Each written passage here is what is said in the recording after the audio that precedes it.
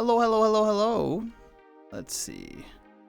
Open the things and the stuff and the things. Let's move that down just a hair. And then I'll put that there, and that there. I think we're good.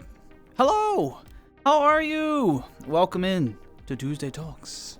Wow, indeed, Mushy, you were the first one here. Welcome in. Also speaking to Saribot, thank you for that. I know Saribot appreciates the attention, the acknowledgement. You know, they put in hard work for us. And so it's nice that you never forget to say hi to them. Also, Harrow, how you doing? Boop back to you, Harrow. How are you? How's life? How's recovery? Did you ever get that burger? I hope it was a good one if you did.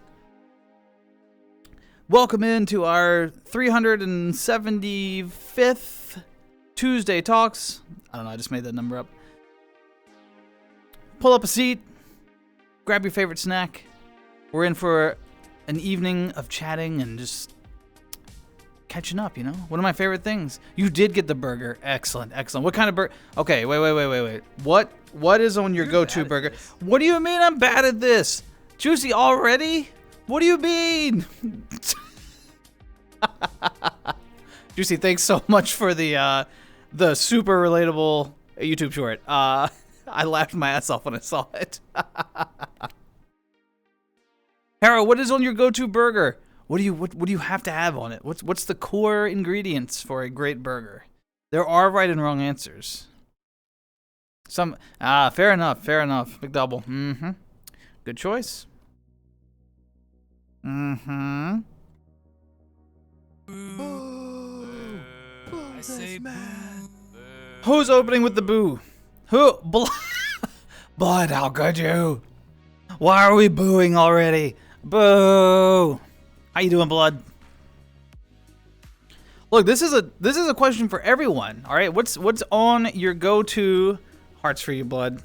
What's on your go-to burger? All right. So for example, right, for me, it's gotta be a beef patty. I don't want anything else. I want a beef patty, right? I want like either a slice of Swiss cheese or like medium cheddar. Medium cheddar is like the perfect range for me for cheddar.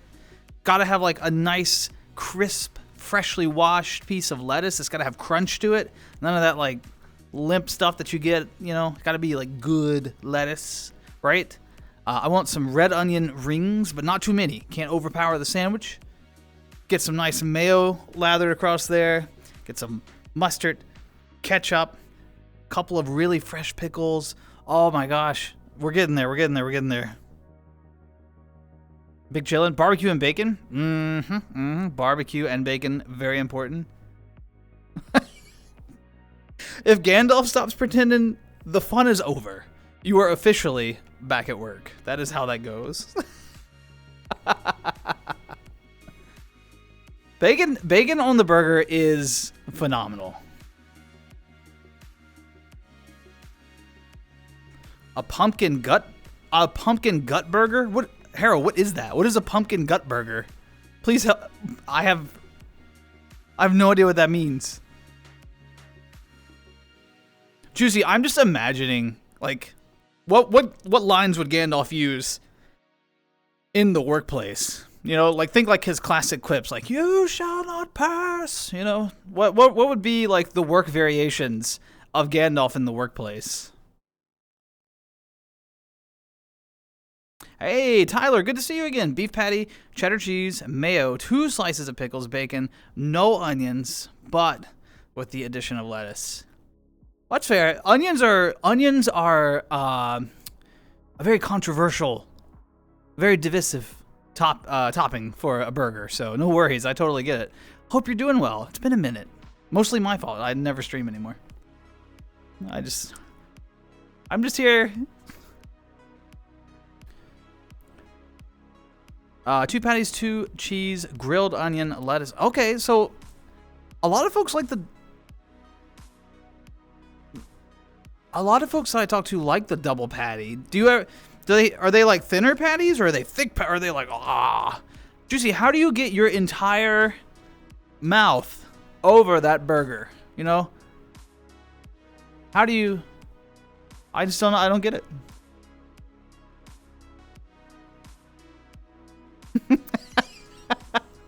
You shall not print without toner. Sitting there like furious. Lots of practice? Yeah. Maybe, who knows? Also, hold on.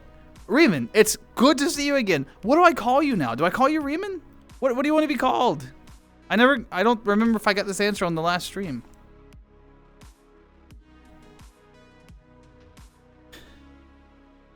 You want to do that motion again?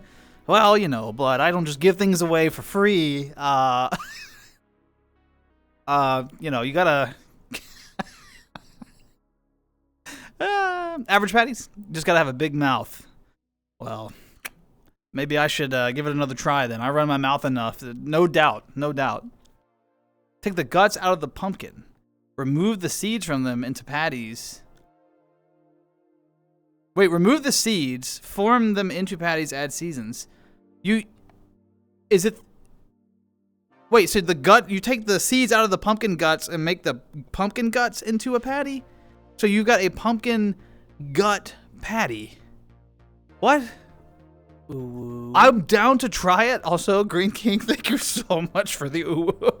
God, I hate the ooh. Hope you're doing well. Does it have like a strong pumpkin flavor? I'm just struggling to imagine what that would be like on a burger. Smoosh it down. Oh, you do the like get the burger ready. You got to prep it, you know? When I think of smashing burgers, I think of smash burgers, where you take them on like a really hot griddle surface, put them down real thin, you know, and man, smash burgers aren't my favorite style of burger, but they are so good to have once in a while for a change of pace. I still like just a really good like charcoal grilled, like with the smokiness to it. Oh, so good. Do mouth stretches first. And digestive yoga. What? Now is digestive yoga where you just practice swallowing for a while? It's gonna be one of those nights, isn't it? I feel like we're starting on the wrong page. It's fine. Starting with food, you can never go wrong. It's good. I believe you, Harrow. I've just never considered like pumpkin as a part of a burger patty ingredient. But hey, I'm always down to try new things.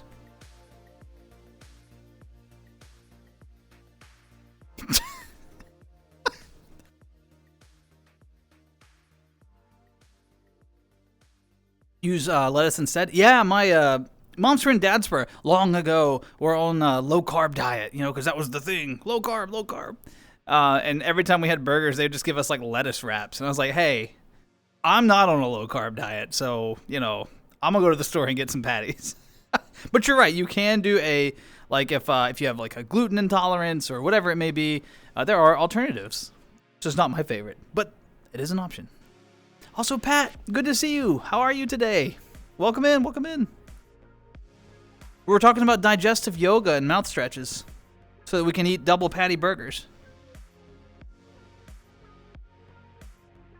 No, Mushy, I'm not going to say it out loud. I know better.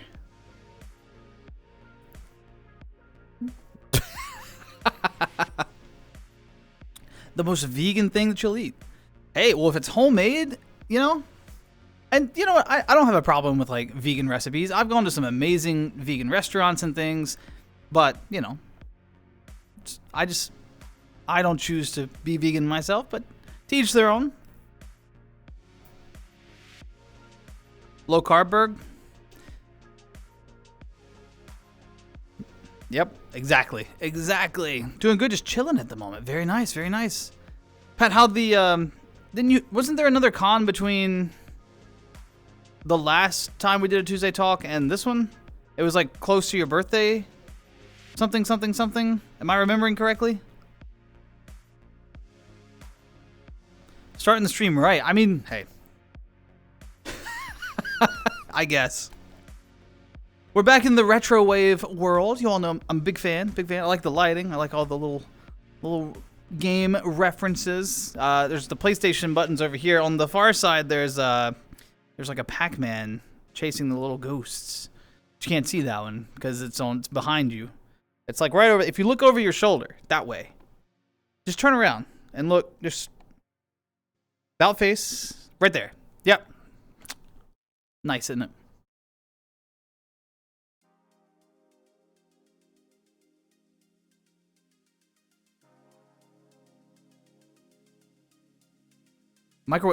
Microwave eggs? What? No, I've never tried that. I scramble, I poach, I do cheese and eggs, I fry eggs, I hard boil eggs. Actually, hard boiled eggs in an Instapot or like a pressure cooker. Whoa, they cook so fast. They're so good. You can't get them wrong. Pokemon Mariomon? What? Pokemon Mario? What's does it blend Mario and Pokemon? What's happening there? There's a window behind you. Yeah, you gotta look past the window. Outside. It's out there. It's waiting. No, Juicy, it's never too late. As long as the burger hasn't been made yet, it's never too late to add that fried egg. Honestly, even like a fried egg that's like still a little bit, like just a hair runny on the inside, which was like, so good on a burger. Anyway, sorry, we're not gonna stay focused on food the whole stream. I'm getting hungry already. We gotta make it a few more hours before I break for food, okay? So let's Yes, I thought so, Pat. How was it? Small, but still a fun time?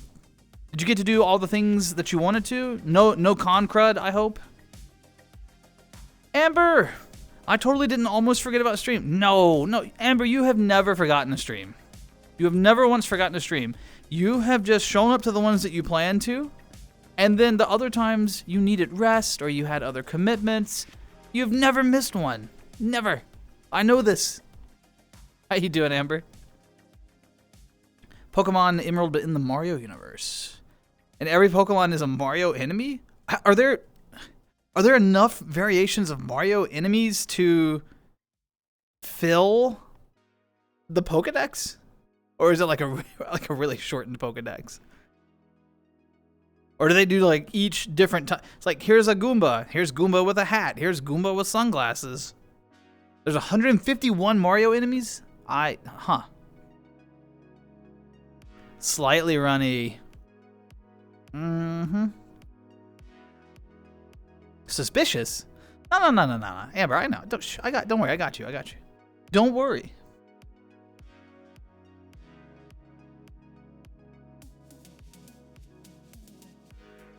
Right, Juicy? Pat goes to all the cool cons, meets amazing people, has like inadvertently, like not set out with the goal of networking, but has inadvertently made all these amazing connections with folks through like online presence and con going, has worked on con staff. Yeah, Pat's got it going on. Octo, welcome in. How are you?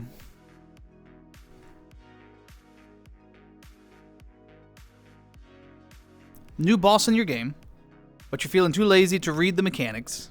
Okay, so you tried to fight it and struggled. Yeah. Through your go-to character. Mechanics don't need. I don't need mechanics. Just melts the boss.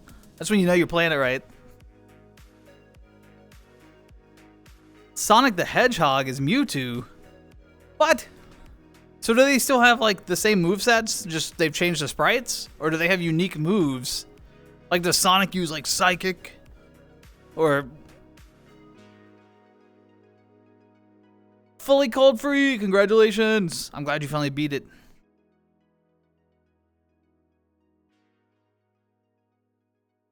Oh, the Ip Man movies. I've heard good things. I've never seen them. Some of them have unique moves, and then I guess only so many movesets.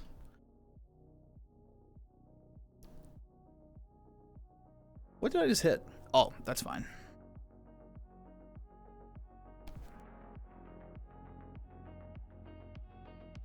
Okay, hold on. I'm still... Ooh. Oh.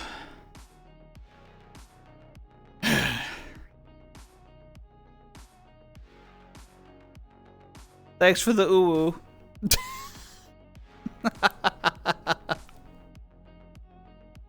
I'm feeling I'm gonna need to up the price on the ooh. It feels like it still happens a little too often. We gotta, we gotta find the balance. Right? Supply and demand. If you all are still willing to pay, it makes sense that I can cash out more of my in Twitch completely valueless currency by raising the price on it. Yeah, absolutely. Tyler, cheers. You're bad at this. No, I'm not bad at this. What do you mean? What do you mean? Ooh.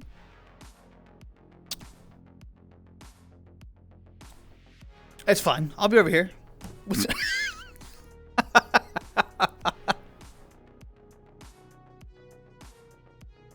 Magic Koopa? Psychic Flying. Oh, yeah, that's pretty cool.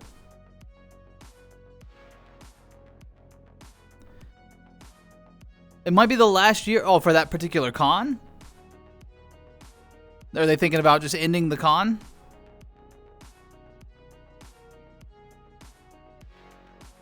Octo, why do Magic Koopas annoy you? You love the Uwu Hero? No, it's so... Just imagine. Okay, I need you all for a moment to practice empathy. I want you to switch places with me in your brains. Put yourselves in my shoes. Hello. How are you? Hello, Sydney. Put yourselves in my shoes for 1 second. Imagine that you're talking like to a group, right? You're in the zone, you're talking, and then all of a sudden, in your own voice, out of nowhere, you can't predict it. It just suddenly your own voice oohs in your head. Because that's what happened. I'm wearing this headset, right? So there's just an ooh that comes out. See? Just an ooh. And imagine it's in your own voice. It's like, oh. Oh, well, that's fine. You go broke every time, spending ooh points? It was good timing for the you're bad at this. It really was. My TV's melting? You mean this? Is this my... Amber, air conditioning's too expensive now. Sydney, hello! It's too expensive. We just have to have the melted television. Oh, you mean this thing? No, that's not a TV. That... It was a TV. Now it's a piece of art. They were pretty good films. Good to know, good to know. It's cute. No. The ooh is, it's there, for back from popular demand, but it's, whew.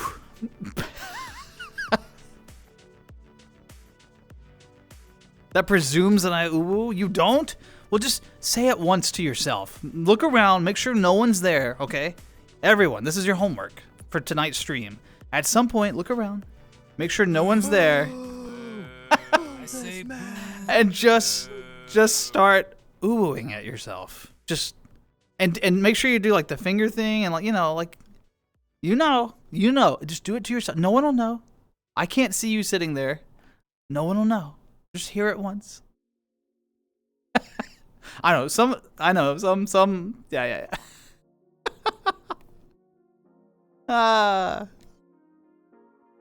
The ooh timing has been on point. Y'all are doing a great job. It is art. Is it? Do you not? It's art. It's art. It's a necessity. Oh, I'm doing great, Sydney. How are you? Well, I don't know if I agree. I don't think it's a necessity. Miss Hype Train. Yeah, I gotta make that one again. That one was a lot of fun. People who... Fair enough, Octo. Also, Mitten. Hello. How are you? I'm doing great. Thanks for asking. How are you, though? Welcome in. Welcome in. We're just kind of... Well, I guess we just started stream like what? I don't know. What time is it? We started like 20 minutes ago? 15 minutes ago? So we're just kind of getting up to speed, just having some conversation, enjoying each other's company, getting caught up. It's been a little while since we did our Tuesday talks, so. But yeah, feel free to jump in where you fit in. Also, thank you for the follow, Mitten. Much appreciated.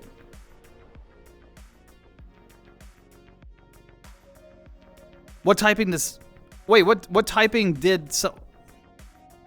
What typing was Sonic given? If they're replacing Mewtwo, I assume it was Psychic. Is it not? Time for me to get a watch. There's one. Oh well, there's. It's a fancy VR watch. I can see it in VR. Trust me, it's there.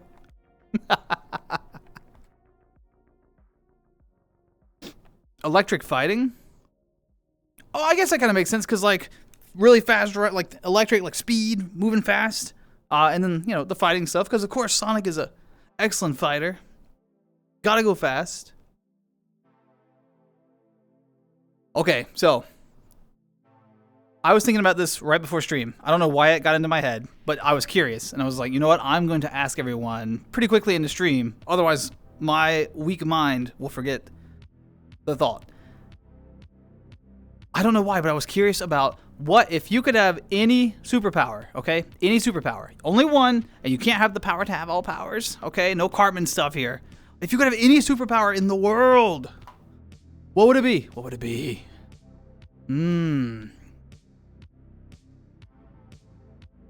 You've been playing waifu game lately. I haven't heard of it, but I've heard of waifus and I've heard of games. Is it what is it, Octo? Played 10 Sonic games. Wait, which 10? Mitten, which 10?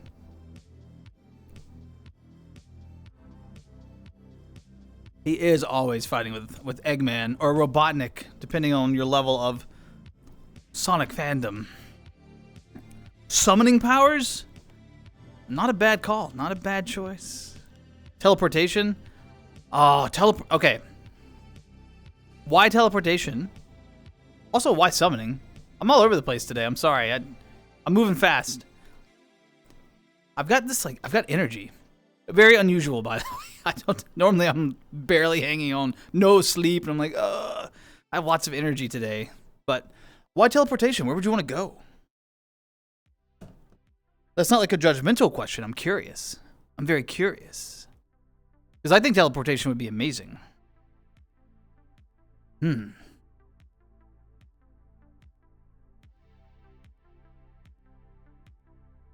I've always had a hard time getting past just like telepathy in general, like really subtle just really the ability to read other people's thoughts and then like send messages and like just any of the mind power stuff. I don't even think telekinesis would. My mind's too weak to lift heavy things, so I don't have to worry about that. But the number of times I've been looking at someone, and I mean, also, what an incredible invasion of privacy, though. That's the other interesting thing I was thinking about. It's like the power I've always chosen is such an invasion of privacy, right? Like, oh, what are you thinking? Oof. But it would be so interesting. You want to go anywhere in the world? Not a bad idea, especially Hawaii. That would be nice. Just like snap your finger and you're there. Boom. Sonic Generations. Sonic X Shadow Generation. Sonic Mania. Sonic 1, 2, and 3. Sonic 3 and Knuckles. Sonic Superstars.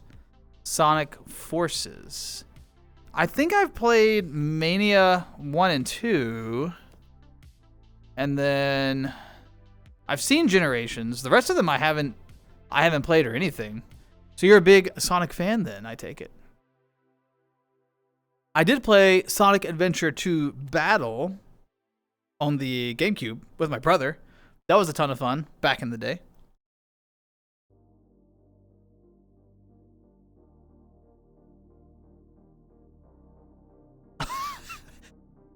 Teleport into Beso's house. Amber's already made the plan. I only need teleportation once. No, you need it twice. There and back out, right? So you need it twice. And then you're set.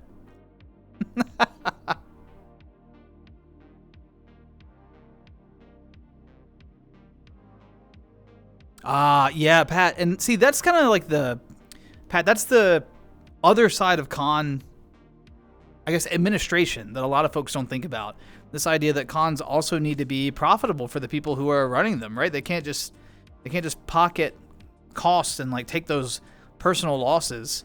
So yeah, I could see that. I know, and it's probably disappointing because they probably really care about the convention and the people there and like the things that you all are celebrating and sharing and partaking in. But also there's this line of, well, we've got to make it has to be self-sustaining, right? It has to be profitable enough to be self-sustaining. And if it isn't, then it becomes harder to justify keeping it online. I am sorry to hear that because I know that you really enjoy it.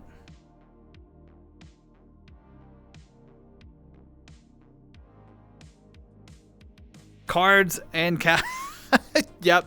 Octo was all over it. All over it. Gotcha. Huh. I didn't realize there was a game scene for that, but hey, if you're enjoying it, that's the main thing. Have fun with it. Modded Sonic games? Ah. Yeah. The ability to control matter at will. Blood, would you use...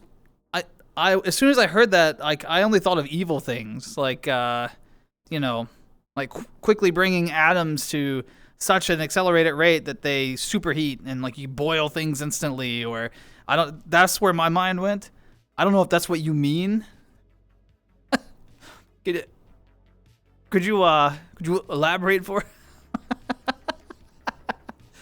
I don't know if that needs any self-reflection. I'm just gonna keep it real.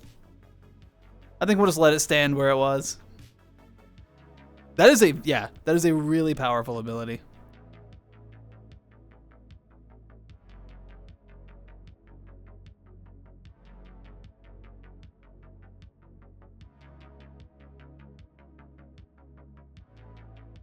Third ranked out of 5.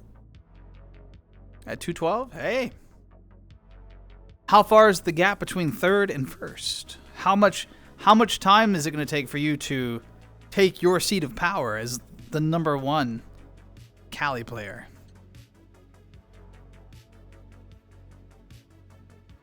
Mitten, is FNF, is that the Friday, is it what, Friday night? Is it Funkin'? Friday night?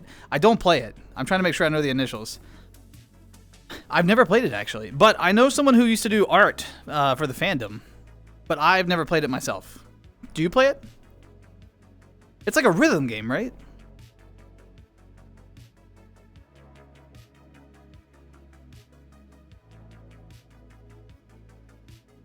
So you want to be... Ah, Blood got you. So you want to be like a replicator in Star Trek. You're just like, you know what? I really want a bowl of ice cream. And it's just there. Perfect. You know what? I need to drive somewhere. A car that'll just go. Yeah. That would be a cool ability. It is rhythm? Hands are still hurting? It must be an intense rhythm game then. Oh my gosh. You have to do like your finger relaxation exercises, right? There's like ways to massage out the cramps and things and get them all back in order. I guess it depends on how hardcore you are. Maybe you need to ice them. I don't know. Second place is at 504. First has 615. Well, how long does it take to get the points? Like, could you do it overnight, or is it going to take weeks?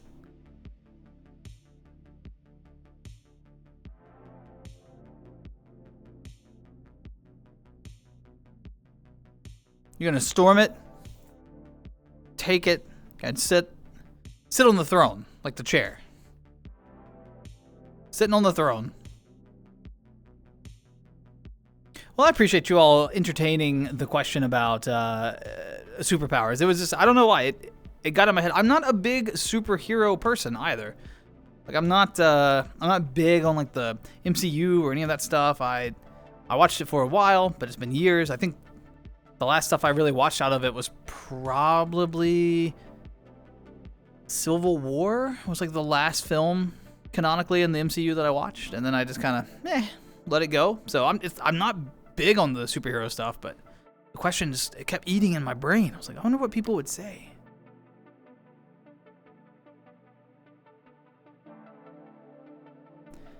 Hopefully they can hang on at least until next year for 5. They could do like a 5 finale kind of thing, you know? You aren't a big anything person, very small. True. You're not wrong. I'm also not big on, like, not only am I not big in the way you're referencing, I'm also not. No, that's not true. I'm big on like TTRPGs. I'll say I'm big on TTRPGs. But overall, I'm kind of non-committal to my hobbies. I kind of just bounce. Like I'll play a game for a little bit and I'll bounce to something else and bounce to something else, and I'm very non-committal to hobbies. Big on work, big on TTRPGs. I think that's it. That's my 2 defining characteristics as a person.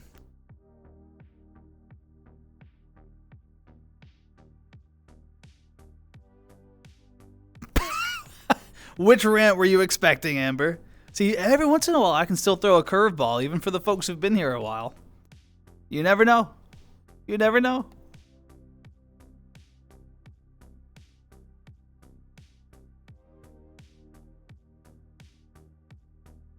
So you can potentially earn up to 36 points a day.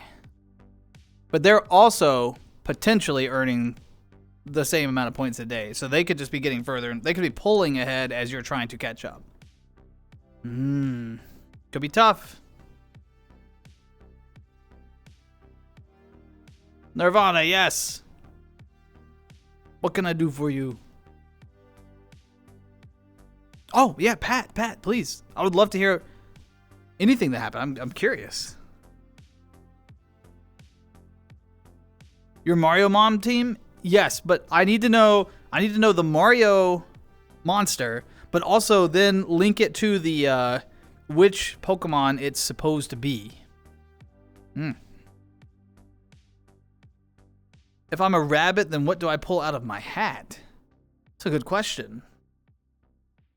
I actually keep a very small doll of a person. So I pull out a little person.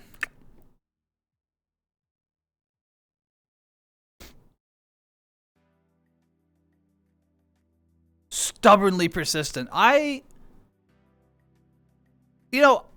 suspect that is probably a strong characteristic. You know, you keep at it. Hardworking, persistent, ready to do what it's going to take that throne. I believe in you.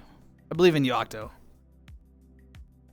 At a used game store, saw a DS, same model and everything as your old one. Okay.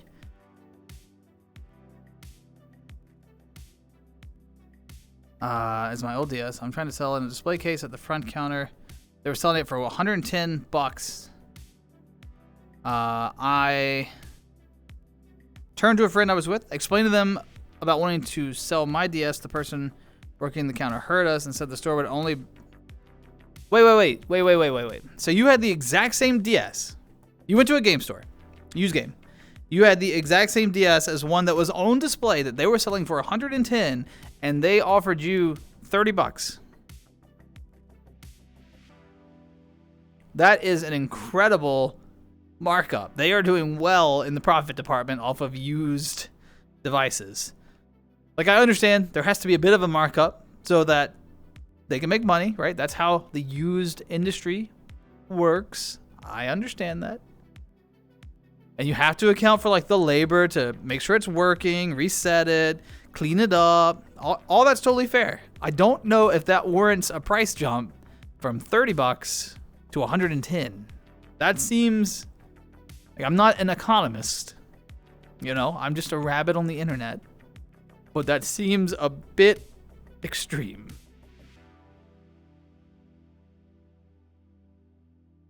Gooper blooper. I don't know why I read goober.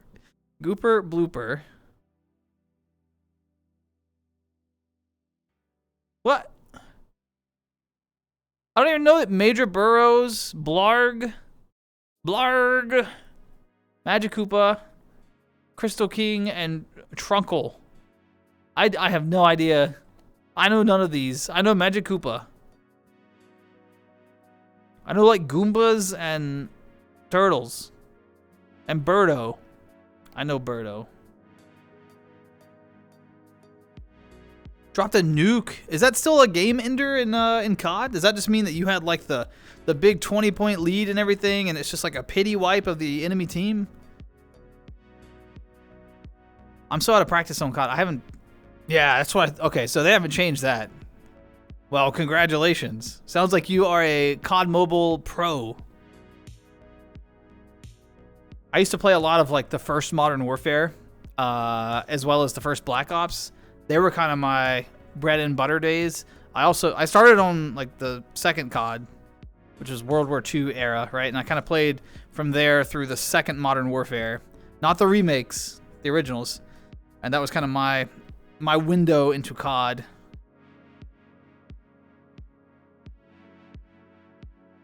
Birdo is a fairy type in the game.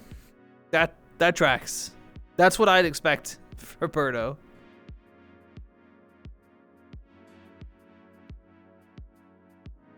What against AI? Started on Black Ops 3. But now you're playing online and everything, huh? Good learning curve there. Dang. I don't know. They're just still so proud. I mean, I guess they're good games. People still buy them and play them. They're so proud, though. Like every year, there's like another $60 COD game, and it gets so expensive. And every year, I have less and less time to put into gaming, and it's kind of like But I guess on the flip side, every year there's a new audience of gamers that's coming online that's willing to try a game. So like for experienced gamers, a game that may feel like a recycled experience at this point, you know, for the new gamers, it's a fresh perspective. So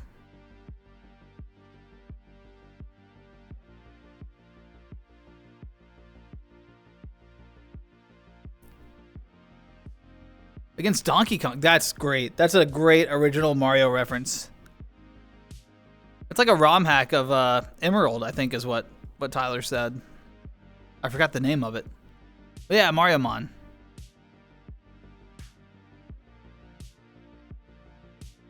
We're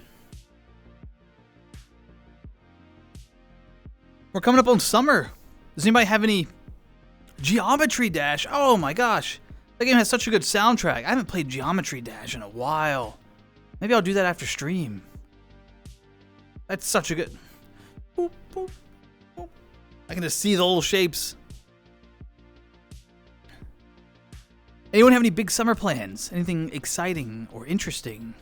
Anything new or different? Something that you're looking forward to? Or something perhaps that you're anxious about? So, for example, family time. That's always my favorite part of summer. I get to see my family.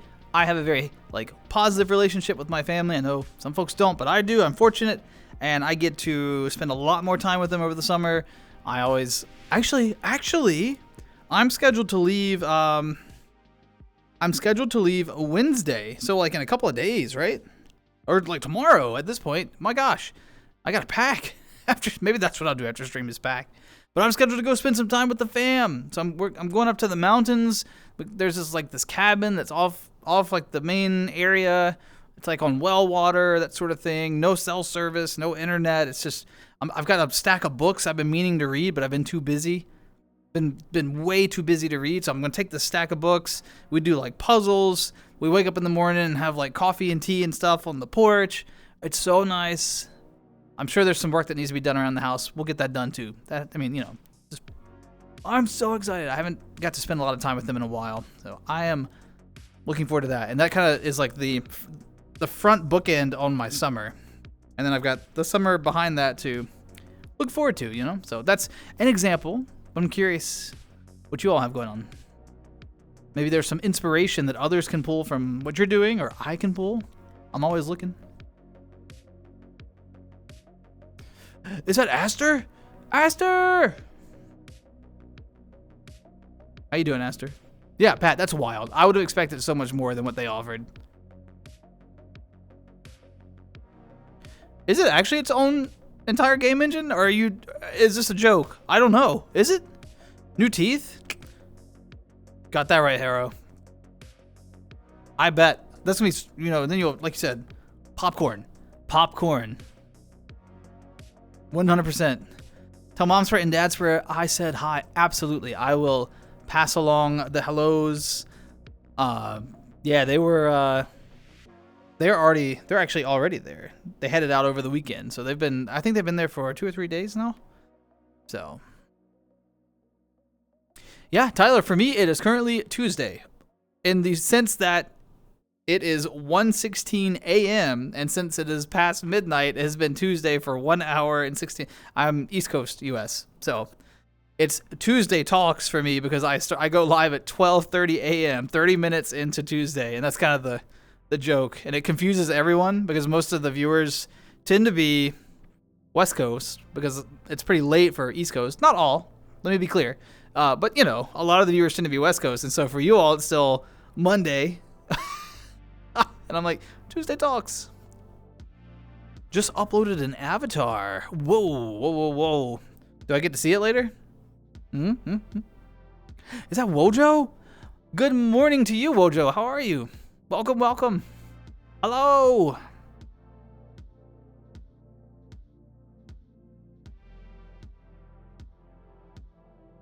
Favorite genre of game? Is that like favorite genre of game? Huh. Good question. Let's see. What is my favorite genre of game? I'm a huge. Okay, if we're honing in on video gaming specifically. Oh, it's a toss up. I'm a big fan of turn-based strategy. I really like turn-based strategy games. So think like the Civilization games, stuff like that, right? I like turn-based strategy because I can step away from it, you know, if I need to go get a snack. Whereas real time, you're you're locked in. You're not going anywhere. You got to just keep playing. I like turn-based. A lot of the things you're gonna find, I like low stakes gaming, like low commitment, where I can easily step away because that's just where I am in life now. I really like platformers, especially retro platformers, but I got love for new ones too. Think like the old Donkey Kong games, the old Mario games. More modern examples, modern air quotes, would be like Ori and the Blind Forest. Yeah, like stuff like that, you know. Celeste, you know, platformers, that sort of thing. And then that's probably my main two video game categories that I really like. In terms of overall gaming, I'm a huge fan of just tabletop role-playing games, TTRPGs. So like Pathfinder, Exalted, Dungeons and Dragons, Call of Cthulhu. I've played all those systems and more. Love them. Primarily, I'm a 5th edition Dungeons and Dragons player, but I love to sample other systems as well. So I'm also a pretty regular dungeon master. I'm currently DMing 4 tables. So, woo. Twilight Princess is such a good game. I've only played it all the way through once. I should do it again sometime. East Coast, let's go Amber!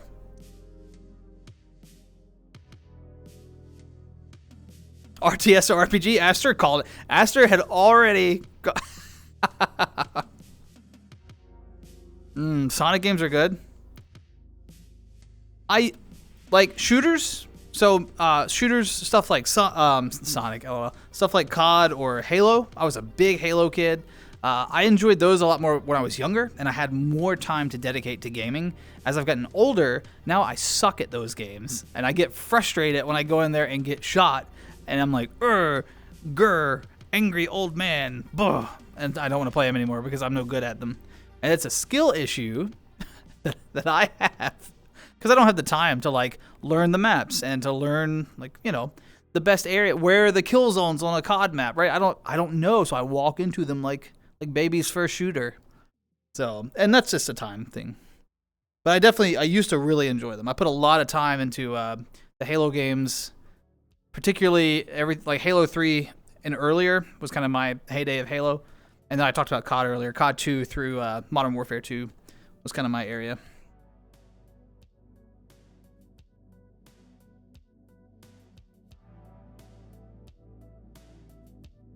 Persona 5. I didn't realize that the Persona series had like strategy games as well on the Switch. Huh.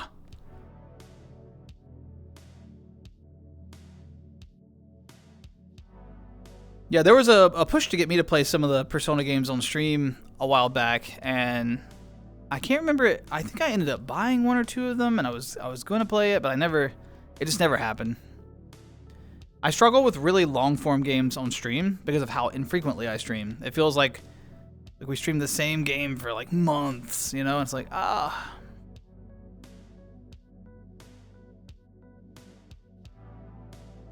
Black Ops 2, that's around when I stopped, Octo. Yep. There was a Sonic shooting game. It was called Shadow the... Oh, wait. Oh, yeah, because Shadow has guns, right? I had forgotten about that.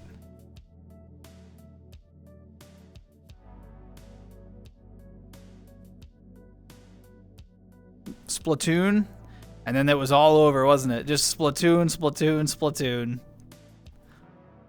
I really enjoyed the first Splatoon. I was a paint roller guy. I don't know if it's good or not anymore, but back then, give me the roller. I would just go. Love that thing. I gotta hop off and go to a thing. So y'all have a good rest of the stream, and goodbye forever. Thumbs up. Muji, thanks for stopping by. Take care of yourself. Be safe out in the world. Be kind to yourself. I will see you next time. Bye, Mushi! Gotta plug in the phone. Oh, yeah. Get the battery pack. Splatoon veteran. Veteran!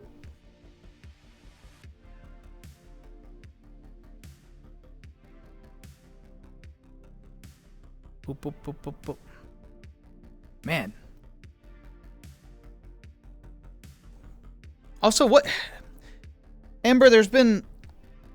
Oh, Amber! By the way, I waited till late to message you back. Sorry, but that trailer looks so cool for the game that you DM'd. I've added it to my wish list. I'm gonna keep an eye on it. I don't know how often it goes on sale or anything. I might try to catch it on sale at some point. But it definitely had that vibe, the type of game where I'm like, I could see me enjoying this. I also love the premise that like the different, instead of having like different classes or whatever, you have like different lives. Like this is this life that you could have followed, and this is this life that it was so cool. Shadow's obsessed with it. Ah, it must be pretty good then. I'm gonna have to keep an eye on it. Yeah, I like the art style was very cutesy. It kind of reminded me, like, not in a direct sense, but just in like the feeling. It reminded me of like the little gator game that we played on stream. I don't know if you remember that one, but I was like, oh, or like the little kitty big city adventure game, like stuff like that. Just that kind of like exploration, like a little, like there's combat for sure, but there's this cute feeling. I don't know. I liked it.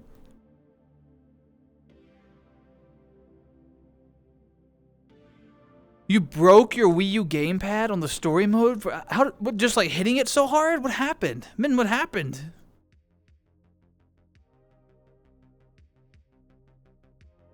Very charming and laid back.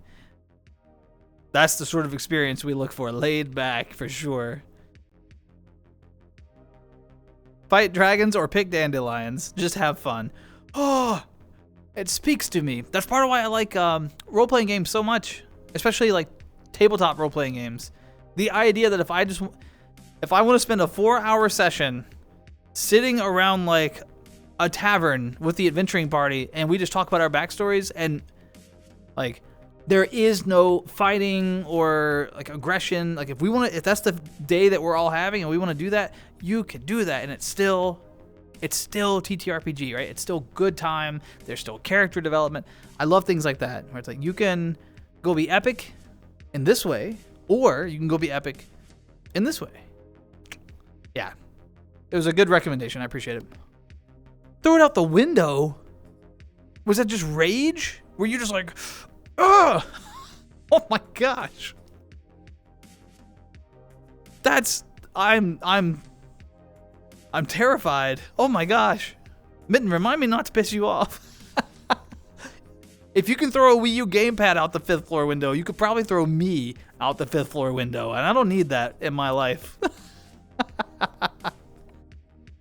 Phone's plugged in. Phone's on life support. We're good to go.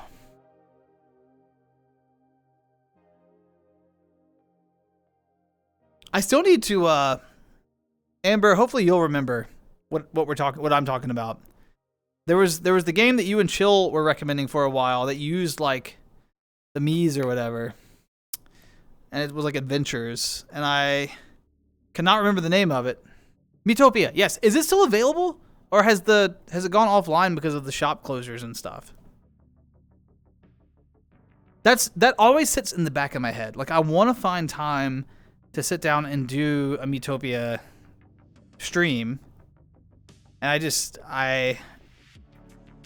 yeah.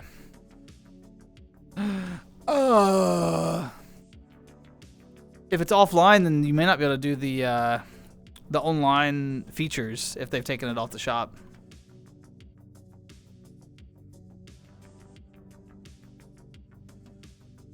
I broke the screen on my Wii U gamepad by slamming another controller onto it repeatedly.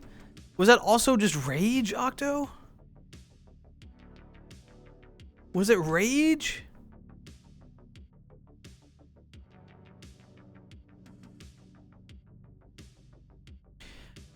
You know, Mitten, something else that I've never played. I've never played Roblox. I know it's like hugely successful and popular, and yeah, there's all kinds of like variations of games within it. Like it's its own kind of system, but I've never looked into it. I feel like it came into mainstream. Yeah, I'm just of a time and generation where like by the time it came into mainstream, I had kind of moved a bit past like my peak gaming days, I think.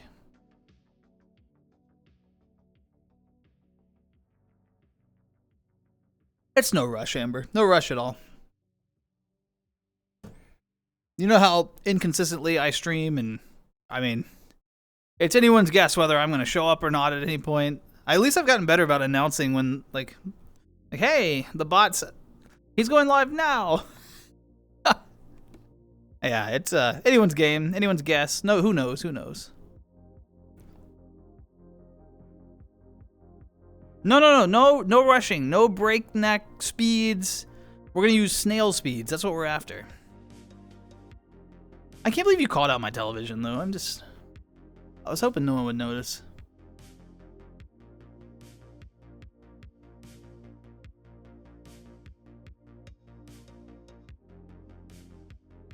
This is a different angle on the apartment, though. Slightly different angle. Oh, is that Dragon? Dragon! Welcome in. How are you? It's good to see you. Hello, hello, hello. That thing's on life. Yeah, it is. It's barely hanging on. Just started this Persona 5 game. Voices in Japanese. It's probably how it was originally. It is a Japanese title, right? Often, are you doing like subtitles? Or do you know Japanese? I guess I shouldn't have assumed that you don't know Japanese. Doing good. Glad to hear it. I saw you. I was lurking in your Helldiver stream. I guess that was earlier today or yesterday. Yesterday for you, I guess. I was lurking, watching you defend Super Earth, Dragon. I'm doing great. Yeah, thanks for asking. It's good to see you. We hadn't spoken in a while. Hadn't seen you. I lurk from time to time, but I hadn't spoke for a while. Are you, is it a work day? Are you like getting ready for work? Gotta think about time zones. Prefer the Japanese voices? Gotcha. It was a disaster. No, you were doing great. You defended Super Earth with all of your might. And Dragon, that's all we can ask for from the Helldiver community, okay? That's all we can ask for. Text boxes. So you can sort of hear the Japanese language and then translate a bit to the, I guess, English version written in sort of in some ways that's like good exposure, at least to hearing the language, you know? Dragon, I've been known to hell dive once or twice. Once or twice. Hello. I've been in there. How are you? I've been on the fields of Super Earth. I've seen a Bile Titan in my day. You know what I'm saying? Is that iconic? Iconic, hello. How are you? Welcome in, welcome in. Gotta go? No worries, Mitten. Thank you so much for stopping by. Take care of yourself out there. Maybe we'll cross paths again one day. Goodbye, Mitten. Ooh, Dragon, we could. I will warn you in advance. I'm not very good. I'm not... not very good. But you're probably not surprised to hear that. I'm not good at any video game. Still only a baby? No, Dragon, you're not only 16. You are level 16. Defender of Super Earth. Hype yourself, Dragon. Hype yourself.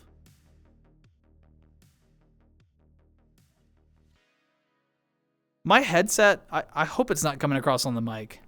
I'm going to say it and then y'all are going to hear it and it's going to annoy you. My headset has like a squeak in it somewhere. I don't know if one of the springs or like... I don't know what it is. But somewhere on my VR headset, there is like a squeak. And when I talk, when I smile, when I tilt my head, it's just like... like right near my right ear. Ah, it's wild. It. Normally I don't notice it, but when I'm listening to like light music, kind of like tonight, you know, it really stands out as unusual. Is that Chill? Chill Alien. How you doing? Don't hear it? Okay, good. Horror VR. Dragon, why? Dragon, haven't I done my time? Dragon, how many more horror maps? Actually, we were supposed to do a horror map this year. It never happened. It never happened. We got both of it. Our schedules are complicated, Dragon. We'll make it happen. I'll do another one so you can watch me cry in the corner again. Welcome in, Chill. I hope you're doing well today. Setting up something for the Dungeons and Dragons. We were just talking TTRPGs earlier.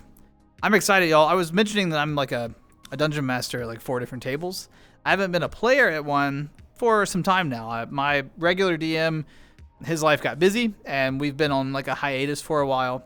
We do have plans to return once his life reaches that point where there's time for D&D again, but in the meantime, I've kind of just been without D&D like as a player, and so Chill has invited me to be a player at one of his tables, so I'm super excited.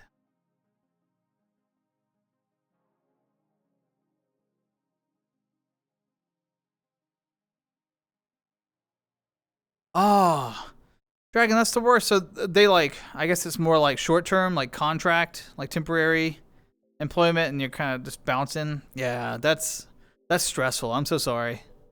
Hopefully you'll find one where they keep you on for a while, you know?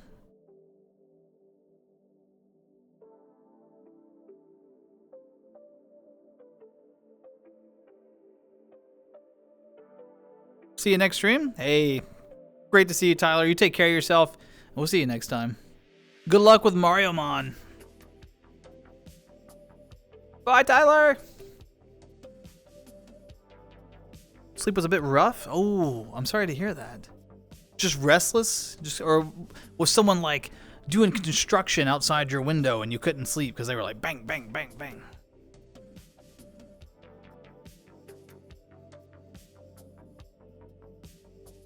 Yeah. Looking forward to it, Tyler. Let's just hope the last 2 characters are submitted soon. You gotta reach out, Chill. You gotta flex that DM muscle. Be like, hey, listen here, punk. If you intend on being a participant at my Dungeons and Dragons table, you best be ready with a fully completed character sheet by this day and this time, or we're sending you to the wolves. Something like that, you know? They stopped the contract?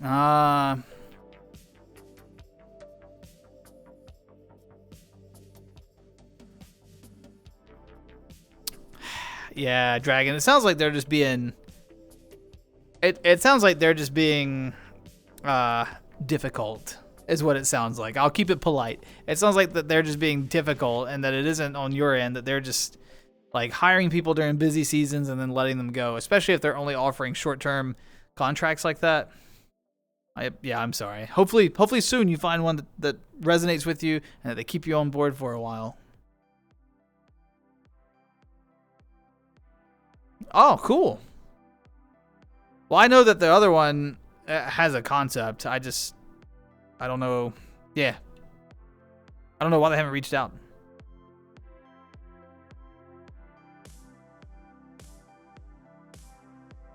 Yeah, exactly, Dragon, exactly. Dun, dun. I'm kind of enjoying the synthwave music in this world. I've never put foolishly, I've never put that combination together. It's kind of nice. It fits the aesthetic. The aesthetic, as Aster would say. A joy store? Is that... Oh, like a toy? Is that like a toy store? Okay, I was like, oh, joy, like a store that specializes in just bringing people happiness. Like, what kind of a cool place is that? No, you're good, you're good. I was excited. I was like, a joy store? That would be incredible. That's a concept. We could start a business like that. We're going to open a joy store, and it'll have, like, toys, you know, like, for kiddos, and then it'll have, like... It would be like a combination of a toy shop, a hobby shop. What else would be in there? There'd definitely be like rooms for gaming. So there'd be like, But the problem is I'm already tying joy to just games. People find joy from other things. So it would have to include, it's too broad. It wouldn't work. Cause you'd have to have like other hobbies as well. You have to have like an area for like painting and sculpting and musicians hall, and it's too big. It's too big already.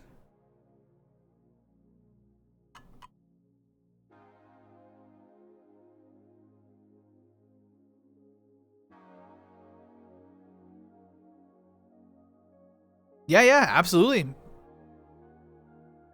Especially it like like building little models and stuff. Yeah. It definitely makes people happy for sure.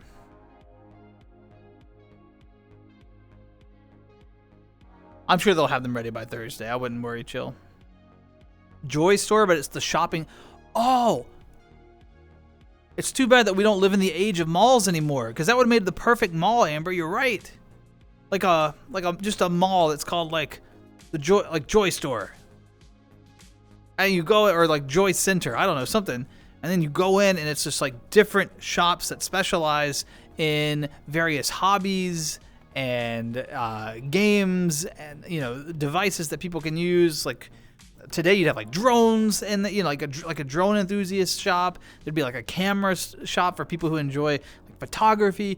Man, you could build a whole complex around joy. That'd be so much fun.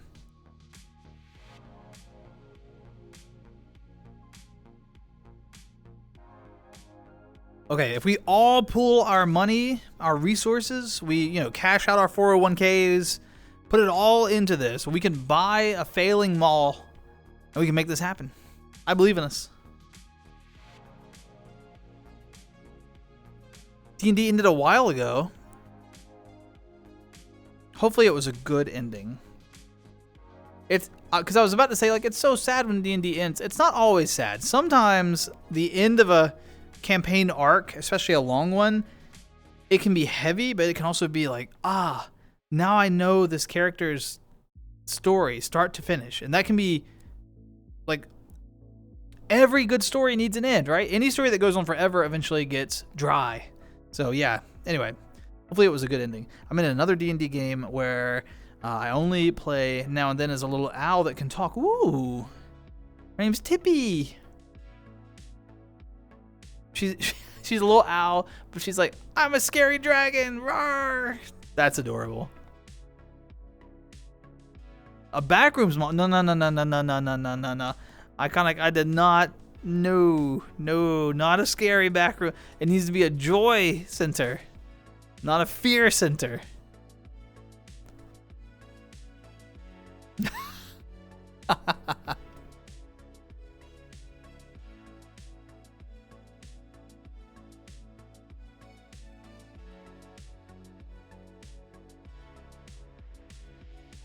By the way, for everyone who showed up to the repo stream Sunday, I hope that you all enjoyed that as much as we did. We got off air and we were stunned. We streamed for 8 hours. We had planned for 5. We went 3 hours over. And there was like legitimate discussion about whether we should even stop when we stopped. But finally I was like, look, people are hungry, myself included. Like but we had such a good time with that repo stream. The VOD is already up on the VODS channel. It's already up. And I'm working on trying to clip down like just the highlights video, because I know an 8-hour VOD, that's a lot, right? Also, VODs are, VODs are fine. They're fun to go back and watch if you like missed a stream and you really want to catch it, or if you want to rewatch a stream that you've seen from the past, But also a highlight video that kind of condenses it to just like the haha or the interesting moments, also worthwhile. I'm working on editing that, but it's 8 hours of footage that I've got to edit down, so it's going to take me a few days because I'm not like a Premiere editor or anything. So it'll probably be up, I don't know, realistically probably sometime next week is when it'll post, but of course when it's live it'll be announced in the Discord server, so there for all 8. Nirvana, what do I call you now? I keep switching between Nirvana and Riemann. I don't know what to call you. What do I call you?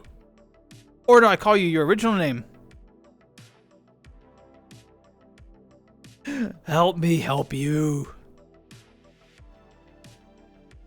Not the original one. See, I got an answer on that. She's super cute. Love to play her, but since the D&D is always on a Tuesday, I'll not be there all the time. I have no work right now, but I always have to stand up at 6 a.m. for the dog. Got to get the dog out.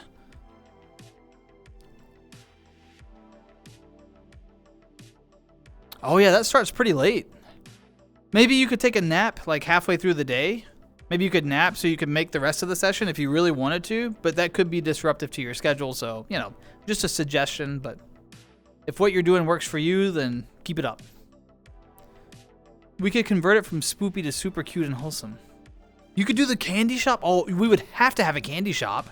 That's brilliant. Iconic. You're on Iconic's on board. Candy shop. What is it? Is it like Iconic's Candies? What are we calling it?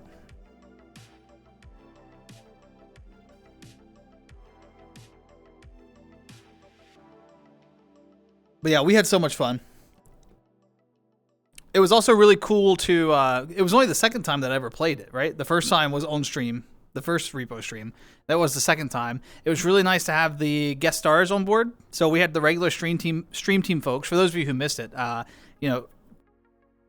especially some of the names that have been around chat for a while, you'll remember Stream Team. We used to stream together like once a week. That was kind of what we did.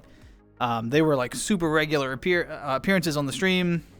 So, and we did like, back in the day, we did a lot of like GTFO, Vermintide, we did Halo, we did Pummel Party, we like a lot of PvE and then like party games. They were also present. Oh, we did the Game of Civs series where we played Civilization on stream and sort of turned it into like a improv comedy acting, where we each acted out a win condition, where we emulated what that leader would be like in our minds, and we ran like political ads against each other. Anyway, point being, they're a creative group, they're a fun group, they're silly, we've known each other a long time. And it's great when we all get together and get to stream. So there was Hotch, JP, and Gamer, the regular members of Stream Team, but we also, this stream had 2 guests. We had Blade, who's my brother IRL, fun fact, and then there was Trap. And it was really nice to have Trap and Blade on board. They kind of added like a different perspective, a different mix, a little bit more chaos, but a little bit more skill as well. So it was a fun stream. A lot of fun to do that. There's been talk on the back burner of maybe throwing together a Mario Kart stream at some point. In fact, if I can get enough of, like, with my friend group, if I can get enough of them on board with a bunch of us are considering the new Switch as well. And so we may try and stream that as well, just to check it out, see what it's like. I don't know. But everyone has really complex schedules, and the more people you add into a stream, the harder it is to schedule. So I'll probably switch between Nirvana and Riemann, to be honest. It just depends. I do this with a lot of people. They have like multiple names, and I just, like Pokemon fan, I call them Tyler all the time, right? So yeah. Hop on, hop off character. She's okay with that. Perfect. If it's super important, you'll try to stay. But if not, I'm just on my husband's shoulder while I'm not here. Got you. True. That's a good loophole. You're always in the know. You're just kind of hanging out and looking around, you know? Rolls off the tongue. Iconic candies. Yeah, dragon.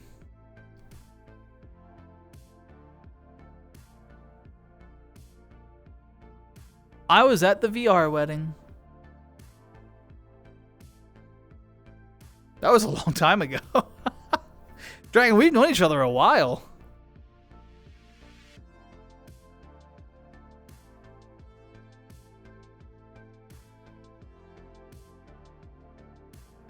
Yeah, that's a good point, Dragon. I got lucky. I got a day one release for the first Switch, and I didn't have any issues. So I'm going to tempt fate and try it again. So we'll see what happens. Plus, I still have my Pro controller from the first one, which is supposed to be forward compatible. So I can, and I game on the Pro controller anyway, not with the Joy-Cons. So I'm not too worried about that part. But I mean, it is a fair point, particularly if you really use the Joy-Cons a lot. They don't have the best track record with hardware releases and the build quality. May 29th? What?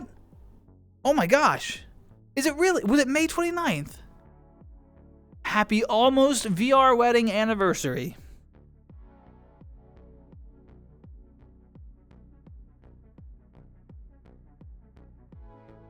Too many sticky outy bit. Yeah, that's true. If you use it, if you're like a mobile person where you're like taking your Switch with you a lot, mine pretty much lives in the dock. So that doesn't concern me quite as much, but I could see that concern. I've got one on pre-order at Target, so it'll roll up eventually. It'll roll up eventually.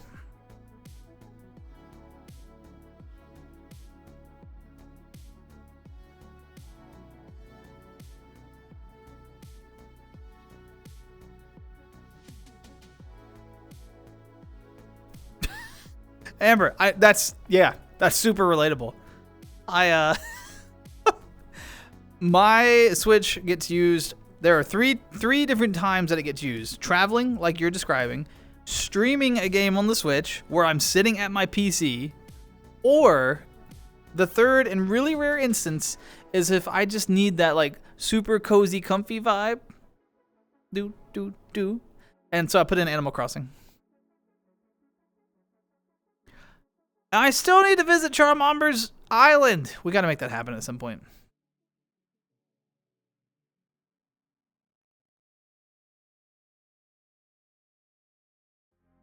Also, FYI, spoiler free because of obvious reasons. Hey, chill DM notes. Putting together a world has been a lot of fun, but making the NPCs are infuriating because for main NPCs, I have to make them interesting, which is fun, but then I know they can't follow the party for the most part like a regular player character. But I definitely see how in the future I'll give leeway for a tough character to just be OP and not have to stick to a current player.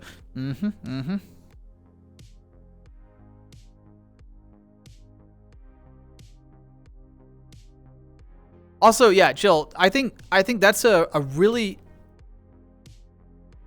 I think for a lot of dungeon masters who started as players. I think that's one, you have already like really pinpointed one of the biggest challenges, which is dungeon masters, especially if they only know, if their only experience to date is being like a player at a table, and then they start being a dungeon master, they like, you have to pour story and life into your NPCs. Not all of them. Not everyone has to be like, but like your the primary NPCs that the party is going to be interacting with, they need life. They need to have something about them that sticks out so that the players will be engaged with them, want to interact with them, and be interested in the hooks that they're providing the party. The problem is that in order to do that, that requires almost as much effort as like building a player character. And so you as the dungeon master get like hyper invested in your NPCs, and you know full well that they're going to be like a 1, maybe 2 session thing, and then they're going to be gone. And it's like, oh. As you get more experience, you get better at it. You don't like have to flesh out as much of their character. You get better at creating characters faster and like figuring out backstories, and you know. The worst thing is when you design a cool NPC and the party just ignores them and goes the other way, and you're like, ugh! The number of times that has happened. Now I take the NPC sheet, I stick it in a folder, and the next time I need to make an NPC, I pull it out and I go, that one will work. And I stick it right back out there. She keeps asking, okay, yes, we have to make it happen. We have to make it happen. Yeah, I mean, Octo, the pricing thing is definitely tough. There's no doubt about it. It's, you know, I think we talked about this on Tuesday Talks previously, closer to when the price was initially announced. But essentially, my position is kind of that Nintendo will continue, and not just Nintendo, all companies will continue to raise prices until people speak with their wallets, right? The only way that a message will get transmitted to these companies is if we just truly stop buying their products. If people just like get on Twitter and they're like, grr, price is up, me angry, but then they buy it anyway, the company doesn't care if you're angry, if you've already spent the money. They don't care. So, yeah, anyone that's angry about it but that still buys it is encouraging the behavior. I say that as someone who isn't thrilled by the pricing, but is still buying it. Like, I am part of the problem. So, do you like games where you have to spot the difference? I like them, but I'm not good at them. I like them, but I'm terrible at it. I have learned from those games that I'm not as observant as I once thought I was. A lot already have story behind them. Mm-hmm. Alongside with some characters that are direct rips or allusions to some party favorites. Ah, very good, very good. Yeah, some internal referencing, particularly in like a more lighthearted, fun kind of campaign, can be great. You know, get people's eyebrows up. Like, I recognize that person.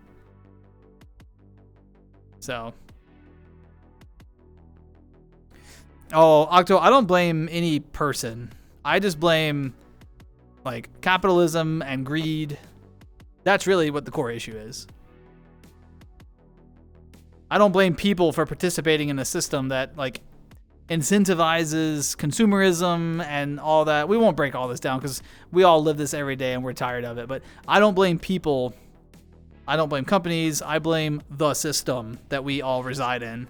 Until the system is fundamentally shifted, the behavior will continue because it's what this kind of behavior is what the system encourages.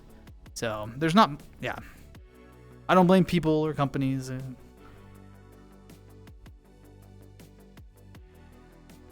Yep, true. The scalping community will,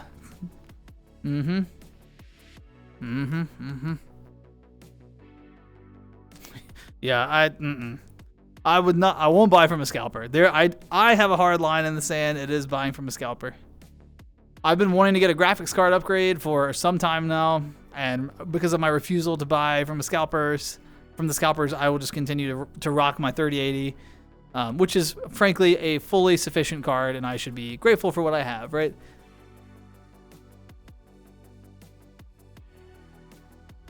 This is not my neighbor? So it's like a different spotting game? Is it scary, Dragon? Is it one of those where if you don't see the differences soon enough, there's like a jump scare and something comes and stabs you? Is that what we're doing here? Yeah, it is very tiring. The world can be tiring, but hey, that's why we hop on the internet, to disconnect from it for a while. Not that the internet exists independently of it in a vacuum. It doesn't. But, you know, I get on here and throw on a silly little bunny and wave my hands around and talk about like burgers and games and happy joy stores and D&D, because it's a chance to just, if only for a few minutes, disconnect from like the bullshit and just enjoy ourselves. Which that is super important for your mental health. Having some sort of an escape where you can just disconnect from it all and take a breath. Let your blood pressure come down a little. Let the pulse come down a little, you know?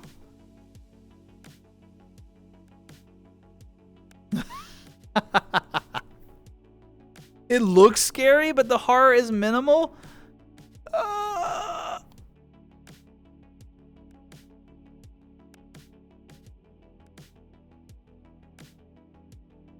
It's not scary? Okay. All I feel is attraction. Oh, so you don't feel fear, you just feel attraction to the milkman.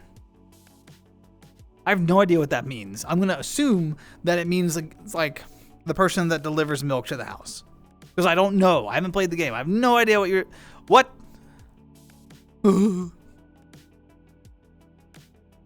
What cards have you been looking at upgrading to? The 5000 series, once they finish getting the bugs worked out. I don't want it to catch on fire. I made a deal with myself back when I got into PC building. I started with a 770 originally, and then I got it, not to age myself, boomer. I started with a 770, and then I got a 1080, and then at the 1080, I was like, every other iteration, I will upgrade, right? So that I'm not constantly upgrading. So I've been on the odd series cards. I had got the 1080, 3080. I was hoping to get a 5080, but hasn't happened yet, but it's all right. My 3080 is still rocking pretty solidly back there. Is that Vid? Vid, hello! Just vibe till you get the opportunity to get things, or at least compromise for a reasonable price. Yeah, that's for sure. I've really adopted that particular line of reasoning with Steam games. Just throw them on your wish list and wait for that email to come in. Boom. You know? Like, when the email comes in, it's like, hey, this is on sale, 60% off. Well, I guess I'll buy that game now. I have a huge backlog. I don't need the like newest game anymore. I have so many games that I got Cyberpunk for like $20 and still haven't played it. I got like yeah, I have so many games that I just haven't touched. So doppelgangers who try to get into the building by copying the people. Oh, sometimes they look super. It's the English names. That's not my neighbor. Got you. Sometimes they look super like the people, and sometimes they may have an extra eye. I bet I could catch them. The milkman's the best. Who's the milkman? He's tired and hot. Oh. 4080 is really good. The 4080 is good, but if I start that trend, I'm worried I'm just going to keep buying a card on every release instead of the every other, which was the deal I made with myself. So I'm trying to be good. I'm trying to just every other.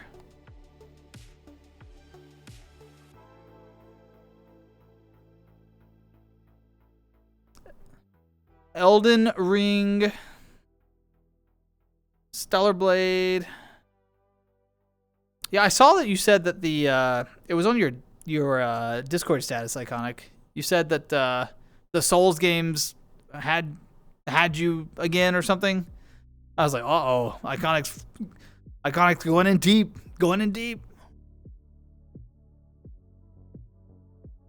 Cheap but with more polish. It doesn't sound like a stream game though. It sounds like a on your own sort of game. At least this That's Not My Neighbor. You should Google him.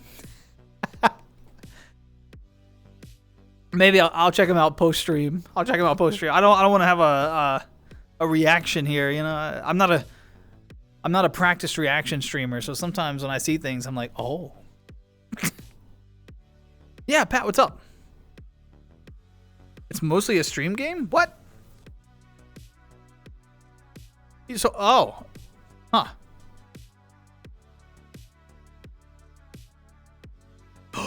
Two celebrities that you previously missed and regret it are going to be at a con that you're planning on attending in the fall. Wait, Pat, who is it? Who are there? Wait, well, you don't have to share if you don't want, if it's going to, like, dox or anything. But if you're comfortable sharing, who?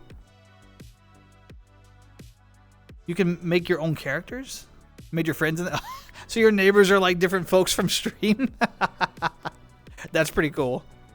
That's pretty cool. It's taking me back to when we did the friend lock, making all the Pokemon folks from stream.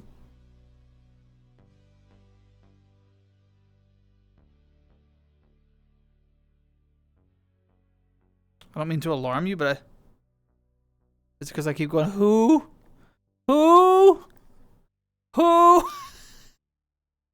I'm sorry. I don't know where this energy came from tonight. I was, yeah, I do. I slept late today. My life has been relatively calm for like 3 days. I've got to sleep aplenty. I have gotten to do what I want. I did a repo stream. I worked on some D&D stuff. I'm still doing a few work things, but like I am in a very calm window right now. And so I've got all this energy that's normally dedicated to work and living life and, you know, doing stuff, being presentable, being a human being. Don't have to worry about any of that. I get to just be nonsensical, which has been nice. Trying to challenge yourself. The Souls games are a good one for that. There's also that one with like the people with like the Cupheads. Is the game called Cuphead? I can't remember. I've heard that's a really tough game. Roger Clark, the voice actor of Arthur Morgan, and really?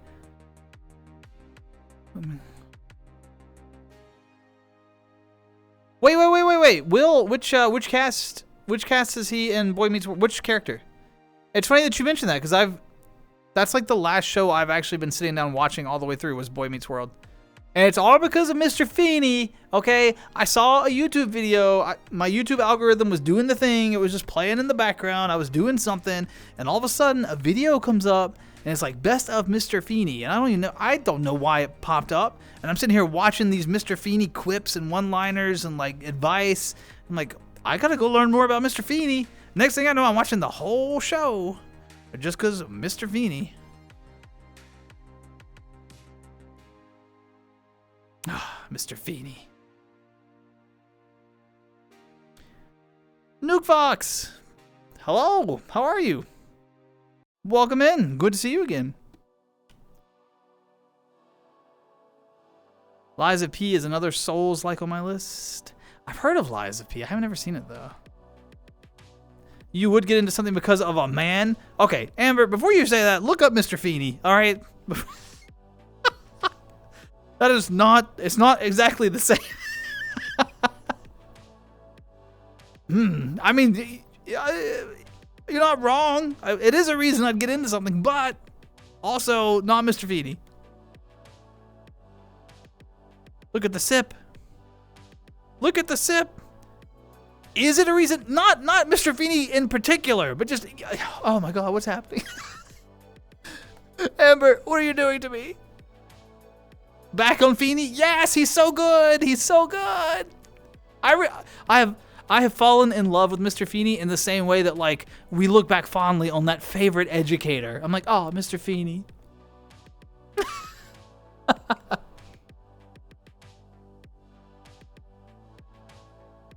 Nuke Fox, cheers. I saw your sip. If you're enjoying tea or water or juice perhaps, maybe a fine carbonated beverage like a soda, whatever you're having, cheers. Did someone say tea? Mm-hmm. Thanks, Chill. Mr. Feeney is amazing. He was one of the character's brothers. Okay, gotcha. Well, I hope that you get to meet them both. I'm excited to hear about it. Liza P is good. Can't wait for the DLC. Dragon, I feel like you have a very like broad taste in video games. I feel like you enjoy a good variety of them, you know? Which is a good thing. I'm not pointing it out in a negative. I feel like you know like a lot of different games and you can appreciate them and see the value and like the hard work that the devs put into it, and you know, yeah.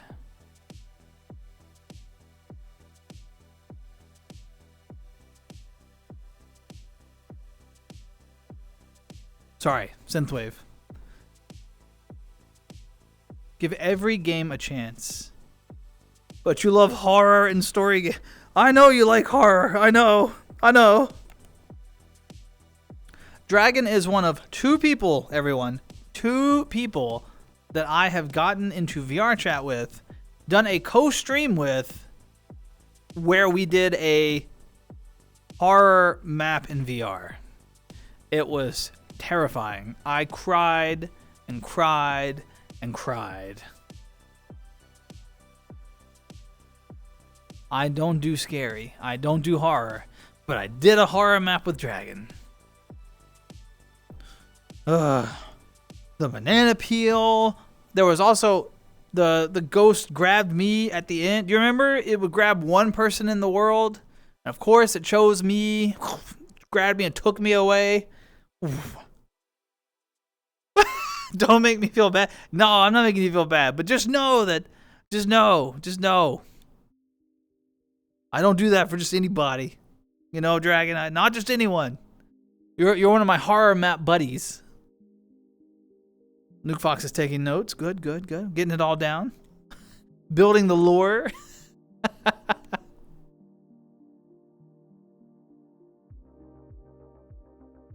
Immune to the scares?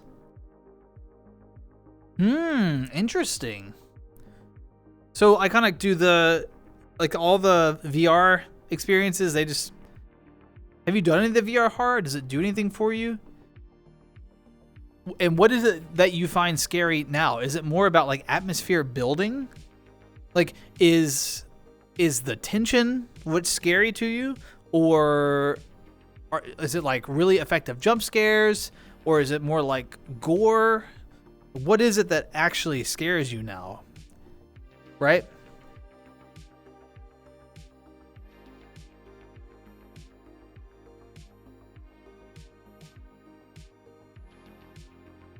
That is such a cute hug emote, and that's also such a cute shuffle emote. You have so many good emotes. I need to get some animated emotes. That's something I've been thinking about for stream.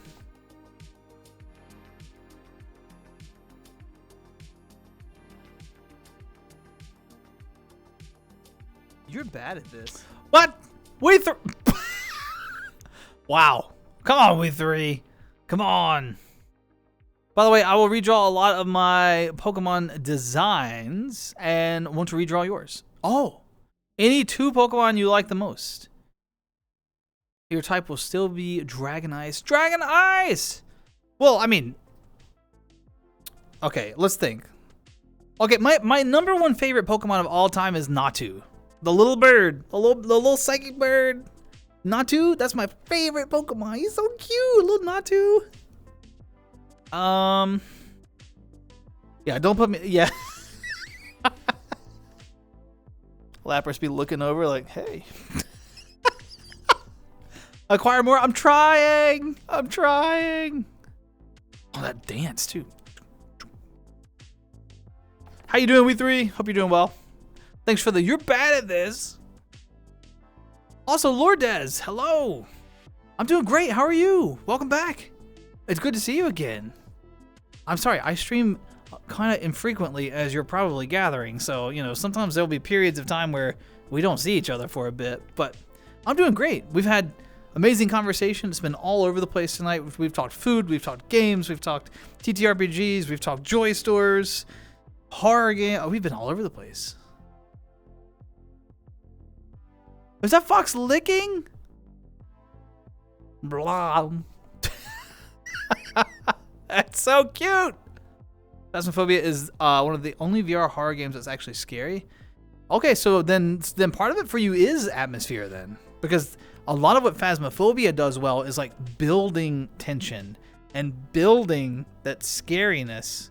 It isn't necessarily jump scare focused or gore focused, but it's like almost Lovecraftian in its approach, right? Like the fear of the unknown and like the tension building.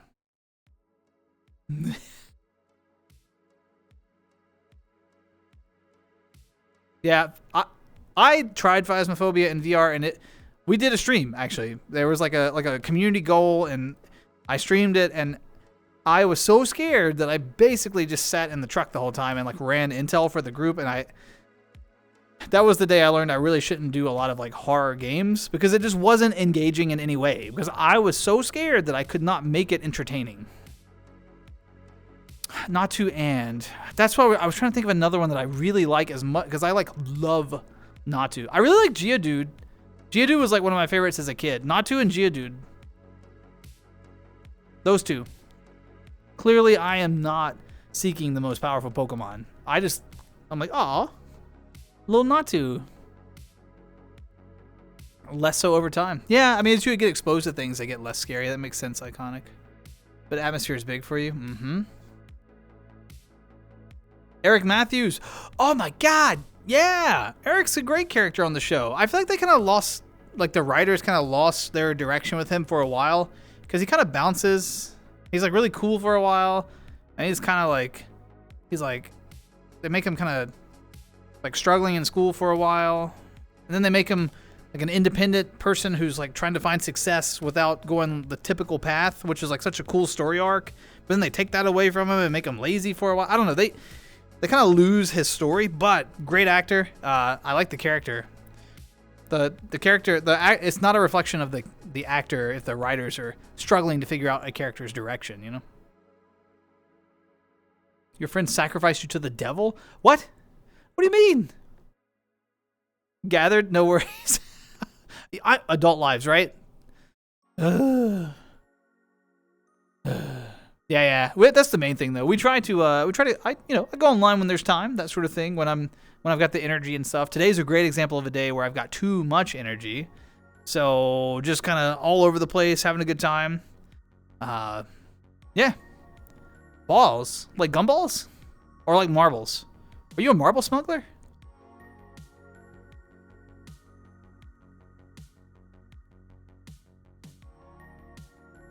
I think he likes. Come on, Amber. We went to the school, hiding at the toilet, couldn't move.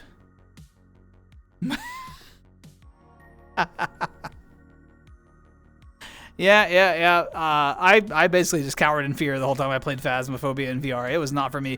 I also played GTFO in VR, and let me tell you something, because there's a mod for that on the Flat Screen to VR modding community Discord. GTFO in VR is terrifying. I don't get scared in GTFO desktop at all, but walking around in that game and like in a VR experience, that is scary. I mean, I get scared super easily, but regardless, terrifying. Introducing your brother to Baldur's Gate 3. Checking in, showing you some love while we break for food and such. Hey, Lord, Daz, thank you so much for stopping by. Also, how exciting is it your brother's first time playing Baldur's Gate 3? Because that's incredible. What a good game.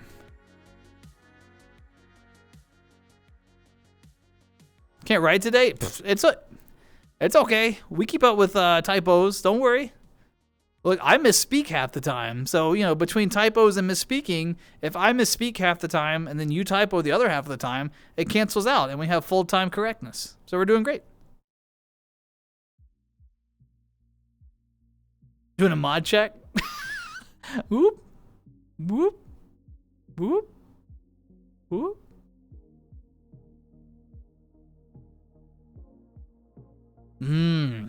Yeah, iconic. Maybe you should read some of maybe you have. Maybe you should read some of Lovecraft stuff. Some of those like short stories, that kind of like suspense. I really like them. Boom, boom, boom.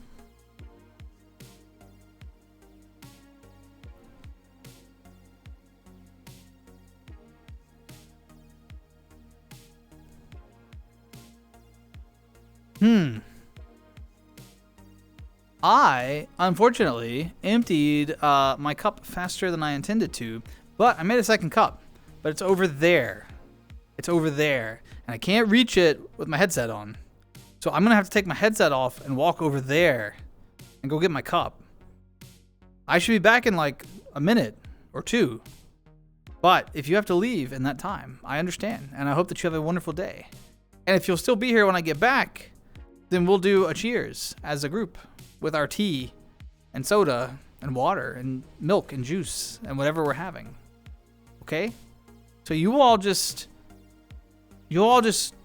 don't destroy the place, all right? Just take it easy. I'll be right back. Just talk lightly amongst yourselves, you know? If you don't feel like talking, you can read a book, keep your head down, and then I'll come by and check your papers. Oh, wait, sorry, we're not in school. I'll let you know when I'm back. BRB.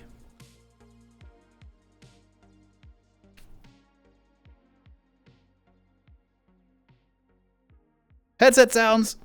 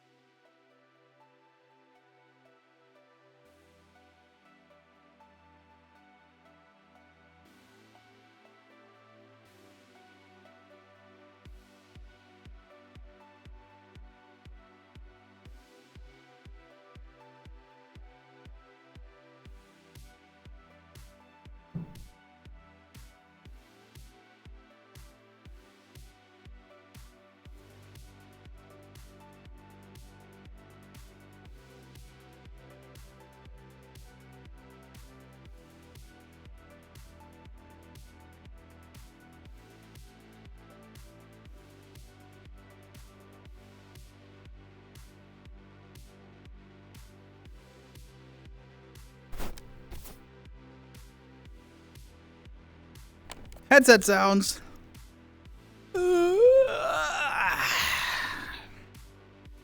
It's funny because you can hear me, but you can't see me. You thought Phasmophobia was scary? You had no idea. No idea. Let me get this recentered. Right about, we're a little off.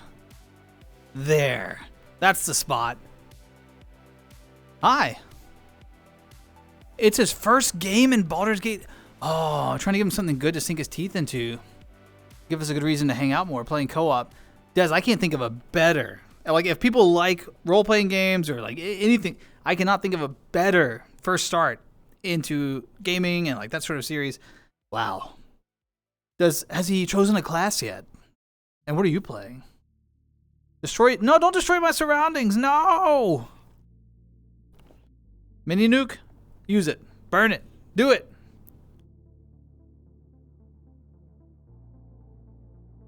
I'm surprised I didn't come back to a fleet of uwus. I was really expecting some sort of chaos when I returned, but hey, I'll take it. You all did not destroy it, except Amber. And Amber, it's unfortunate you destroyed the place because this is your place. This is the same place that we stream out of, you know. I walked into that. That's my fault. I will take my punishment. This was my decision. It was also my decision to even put them back. So yeah, I have no one to blame but myself. The Silent Hill series. I haven't played it. I just stay away from scary stuff though. I'll be honest. I can't afford the uwus right now. Ivana, you have to hold on to your points. You can't just burn them every time you hit 750. So you just wait for 750 and then burn it. Are you that way? Well, you must learn to save. There could be a stream emergency and you could need lots of uwus, right? You could need mini uwus. You gotta save those channel points. Or I could open a bet, because there's like Twitch betting with channel points. I could open a bet and you could want to put a bunch of your channel points on the line. So that you get more, so you could uwu more often. There's all kinds of ways this could go. Moderate amount of scare. Oh, imagination. Moderate amount of scary. Yeah, it's not that I hate it. It's just definitely not my favorite. Did y'all see me run by with because I was still wearing my trackers? I just took the headset off. Did you see my body like boop boop boop boop boop? That's awkward. Now you know what I look like without my head.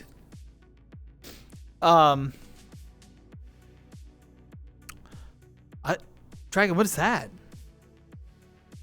I don't know what that Dragon, what is that? What, Amber, what is that? Star Rail? Is it? For some reason, I just remembered an old restaurant ad from up here in Canada. Oh, wait. What's the ad? Well, maybe you shouldn't say the ad, because if it was like regionally specific, you could risk doxing yourself. So don't tell us. Look at the tunnel.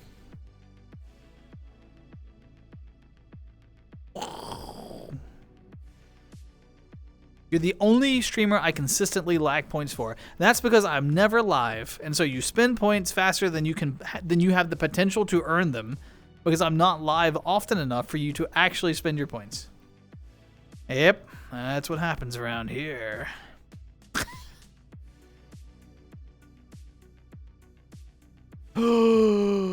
Is that the same game? What? What? I didn't know. Okay, look, I haven't played the game, okay? But I may be an enjoyer of the game myself. Having not played it, I may enjoy the game.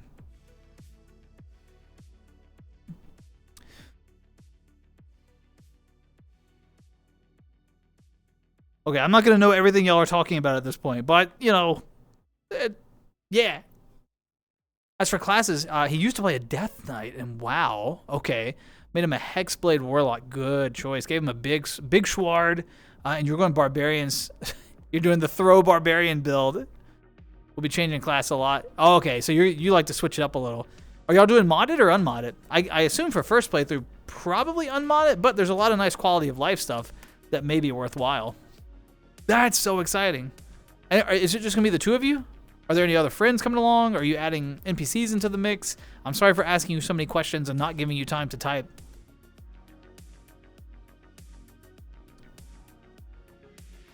You've doxed yourself.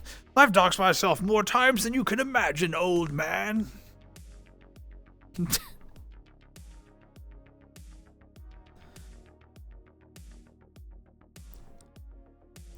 Vancouver proper. Is that like the general, like the Vancouver metropolitan area? Is that?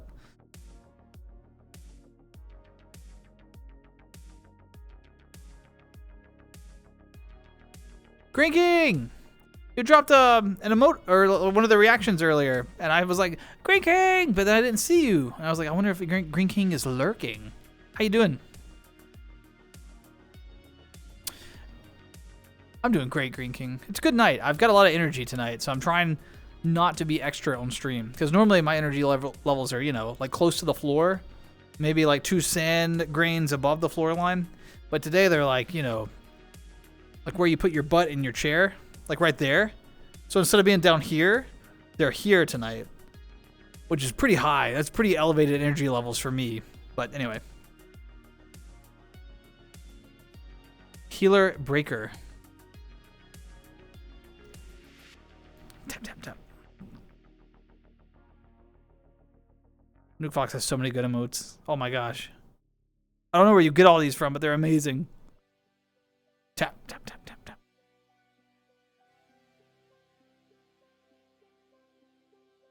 Been better. What's up? Anything you want to talk about? Or are you just trying to be distracted and not think about it? Because mad respect for that too. Sometimes distractions are way better than unpacking things at a given point in time. Just depends on where we are in processing things, you know? You're tired? Get some sleep. You got a war to plan. What are you talking about? Why are you planning a war? Don't worry about the questions. Just happy to connect. Ah. We're going unmodded for now. Still trying to mop up some trophy. Oh, playing on the PS5. Very nice. Very nice. I was worried, Des. I'm not going to lie. Because I started Baldur's Gate on PC. And eventually I got it on, well, because I had it on PC, I have it on Steam Deck. And I was traveling for like a month at one point. And I really wanted to keep playing Baldur's Gate. And I was like, oh, how is it going to translate to like a controller layout? And the dev team did such a good job. Like, I definitely prefer the PC layout. I won't lie. But it is quite playable on a controller layout. And I was stunned because it's a complex game with so many menus and systems and interactables. And they were very thoughtful in their delivery and implementation of a controller-based menu system for that game. I was really blown away.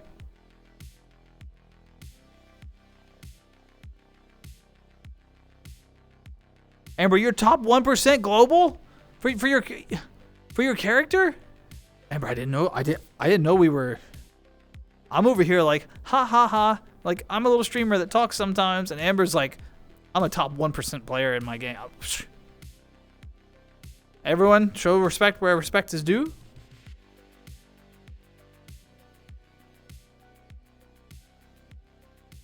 Ooh, little head pads.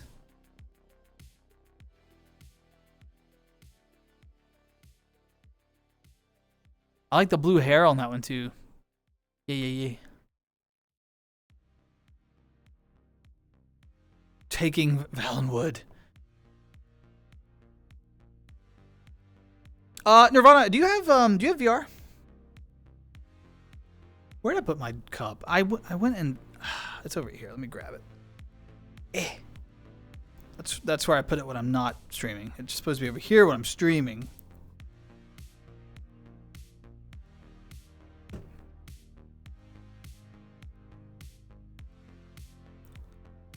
You do have VR. Have you played Skyrim in VR? You know you can play Skyrim in VR, right?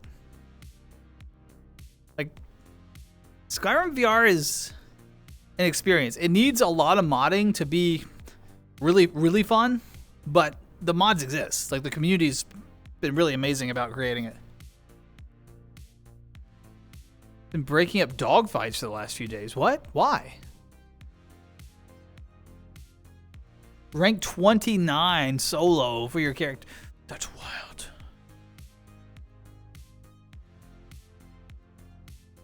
Bragging rights? Absolutely, Amber. Brag away. You've earned it. Yes. Is that a cheers? Cheers, Nuke Fox. Cheers. Also, Victor, welcome in. How you doing? It's good to see you.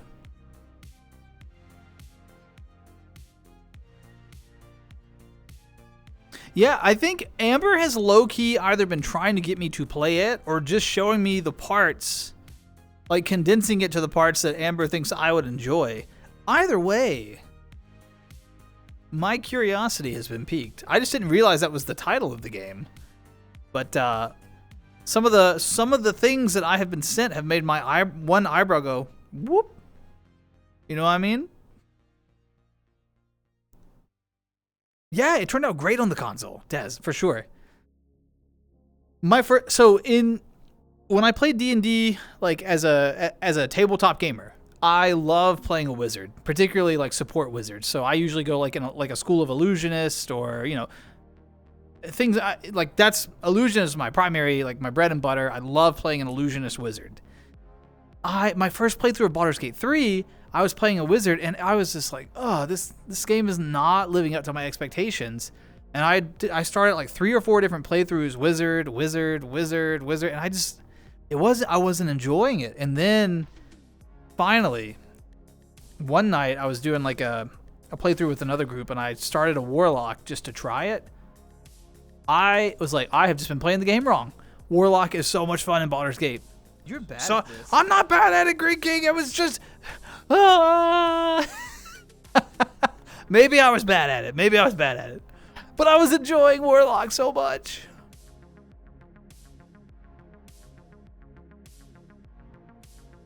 Free to play game too. Nice. Have not played Skyrim VR. You should check it out. It's so good. Been going? Any new comics, Victor? Or are you still kind of getting things in order? I know last time it was like a hiatus for a little bit, so. Look at the little face smoosh. Little brag myself here. I recently beat Baldur's Gate 3 on honor mode. Oh, congratulations. I haven't done that yet. That's kind of tough. Try not to get people into it unless it's something that has co-op. Dangerous. Yeah, gotcha can be. So many cute men and women in the game. Story is amazing. Yeah. That's. I mean, like I said, I've seen some art from it. You know. Amber like kind of picks out a few images once in a while, or like will send me like a character or like unveil video, and I'm like, oh my god. What's been popping? No popcorn, but yeah, we've just been Tuesday talks. I've got a lot more energy today than usual. I'm kind of like normally my workflows. Usually I work a lot, but I'm kind of like my job kind of ebbs and flows in terms of how busy that I am. So I'm in a lull in terms of work right now, and so I have a little more time, a little more energy, which is why you've been seeing like a stream and a Tuesday talk, and I've got a few there's actually a handful of streams on the schedule. That's how much time I have. I have scheduled streams. Is that not wild? We haven't done that in years. Why did you highlight the uwu? You used 100 channel. You have to save the points. Wizards are rough. Yeah. It was definitely rough. And I don't know. Hit level 6 and you get a lot of fun toys. Yeah, a lot of the high level spells are good. I don't know. I feel like, and I feel like, Des, maybe you'll agree with this, or maybe it's a skill issue on my part. I don't know. Either way, it's fine. But I feel like at a actual, like, I'll use Minor Illusion as an example, like the cantrip. There are so many ways I can use Minor Illusion at a tabletop game with a dungeon master. Creative play, all sorts of things I can do to really like flex that spell, or prestidigitation. There's so many things you can do with spells like that from like a role play perspective, and that part kind of felt absent in Baldur's Gate, and it kind of makes it a little harder, I think, to like really deliver that experience that we're after there. So, also Amy, welcome. Thank you so much for the raid. Welcome, raiders. Come on in. Odessa, thank you for the follow. Much appreciated. Here's a half heart. I'm holding a cup in my other hand. Sorry. But yeah, welcome in, y'all. Come on in. Hey, I got to give my usual raid talk. All right. I know that Amy goes live. Hello. How are you? Hello, Ike. How are you? Welcome in. I know Amy goes live a few hours earlier. Wojo, cheers. So for the raiders, if you're tired, take care of yourselves. If it's time to disconnect and get a nap, if you need to go refill your cup or get a snack, go to the bathroom, whatever, take care of yourselves first. No hard feelings. You do what you got to do. What were you? Well, it was VR chat, I'm sure. But how was stream, Amy? How was stream? Welcome in.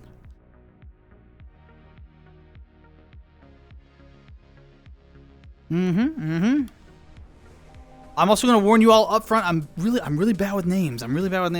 Is it Kaler? Did I get that right? Kaler? Thank you for the follow. Much appreciated. Great stream.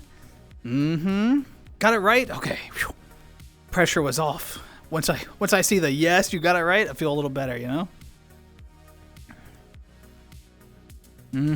Got myself a cool souvenir from my trip to Knott's last week. Wait, Victor, what souvenir did you get? Refarm all the healers.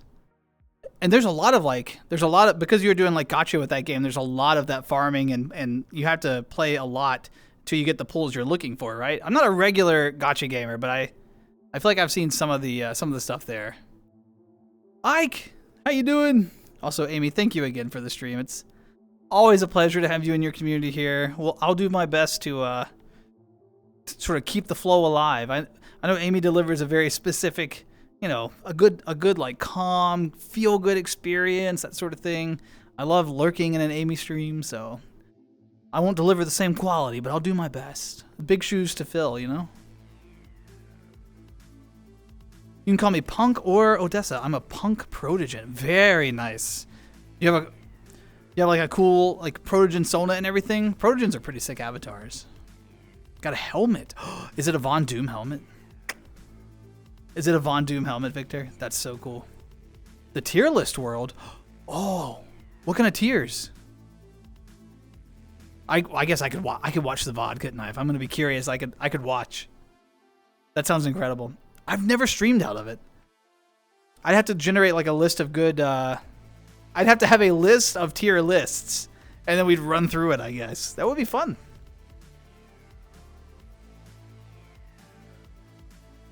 Oh, Des, 100%. Yeah, it wasn't. I guess what I was saying about that wasn't necessarily a criticism of Baldur's Gate 3. I think they did an excellent job gamifying like some elements of D&D to make it a really fun experience as a video game.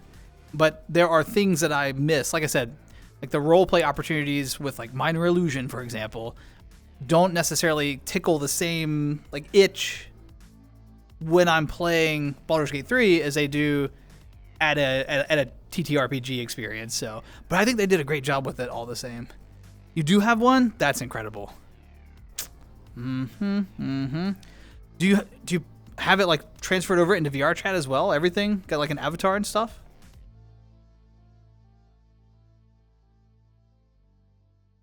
Yeah, Amber, I'd love to see. I may have missed your message. I'm sorry. I was moving around and waving my arms. I may have missed it. I'll probably check it out post-stream, though. So, in the works. The great thing about waiting for something is that then we appreciate it so much more once we finally get it. I remember that feeling. I waited a while. Not too long, but there was like several weeks where from the time where I started conceptualizing this avatar to its completion, and when I finally got it, like that anticipation made it that much sweeter, you know, when I finally got it. So it'll be worth the wait. Guaranteed. Replica of the helmet from Gladiator.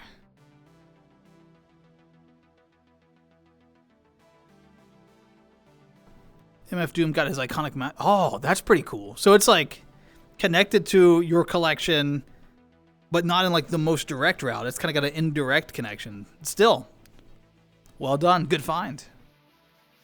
Picking up what you... Yeah, how have you been otherwise, Des? If I had a tier list of tier list, we'd get through 4 and they'd all be old Zelda game tier list. Absolutely. One of the tier lists would have to be an old Zelda game tier list. 100%.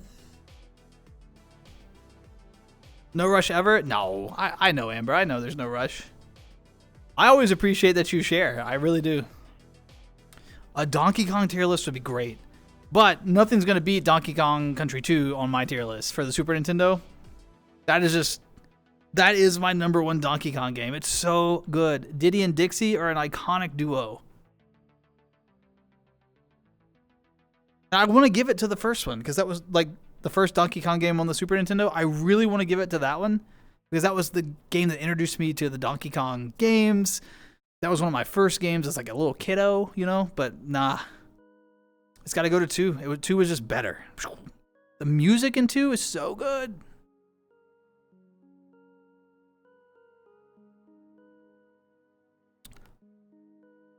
Oh, Punk, 100%. You definitely have to be...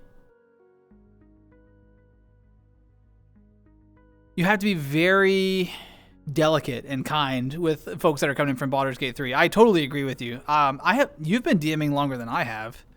I've been DMing for like 8 years, I guess. Something like that. Yeah. You just kind of...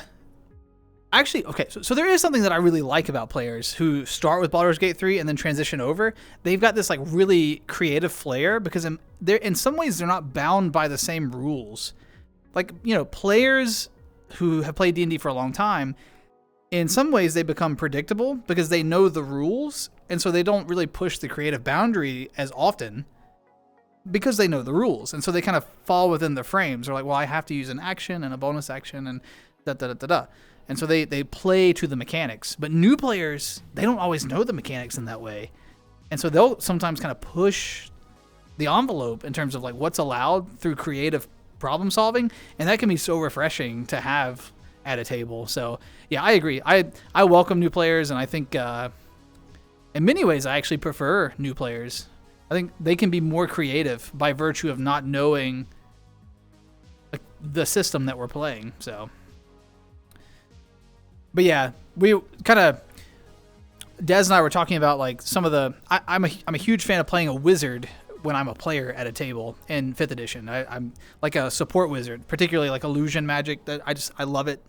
It's my favorite thing that I've ever done in D&D.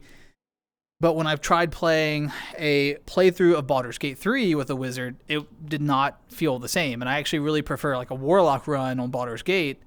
And we were talking about kind of like some of those creative aspects that are missing because they had to gamify certain elements, you know? Putting 97-year-old games in their place. Ike, how you doing, by the way? How you doing?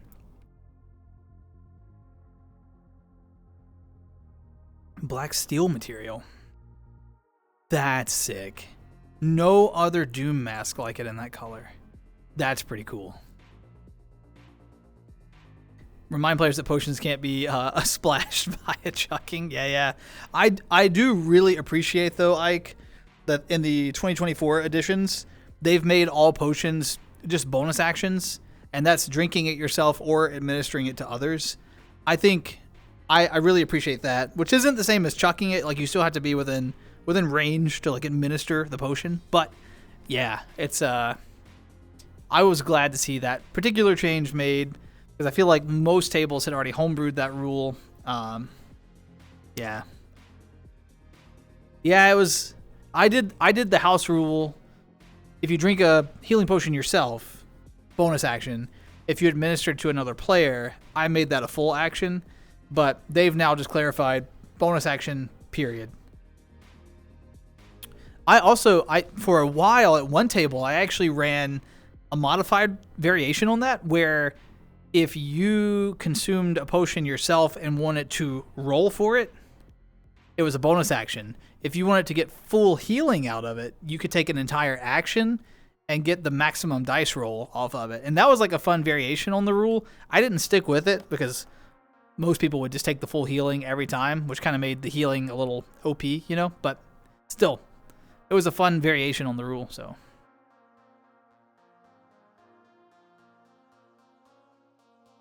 Oh yeah, Ike. Anything that will introduce people to the hobby is a good thing. The next step is to take them and branch them out from 5th edition and show them the entire world of TTRPGs that are out there. Because there's so many great ones. Like I mentioned earlier, my first TTRPG was actually Exalted, which most people don't even know about. It's a little more like obscure. It's not one of the main line. I mean, it's still pretty main form, but it's not as mainstream as like D&D, Pathfinder, those. Exalted, I love. I also, of course, Pathfinder. I mean, I'm a number cruncher, so I enjoy Pathfinder considerably. Call of Cthulhu, I've done several tables at, and have all the books, and love the Call of Cthulhu mythos. Yeah.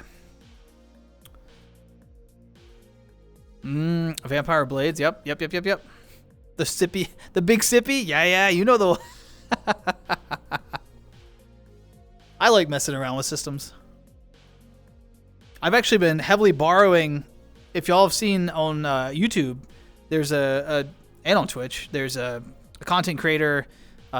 Brett Ultimus is like the name he goes by online, and he has like the World of IO, and he does his own IO universe. But something else that he does are these like homebrew variations of, or hardcore variations of campaigns, like pre-written modules.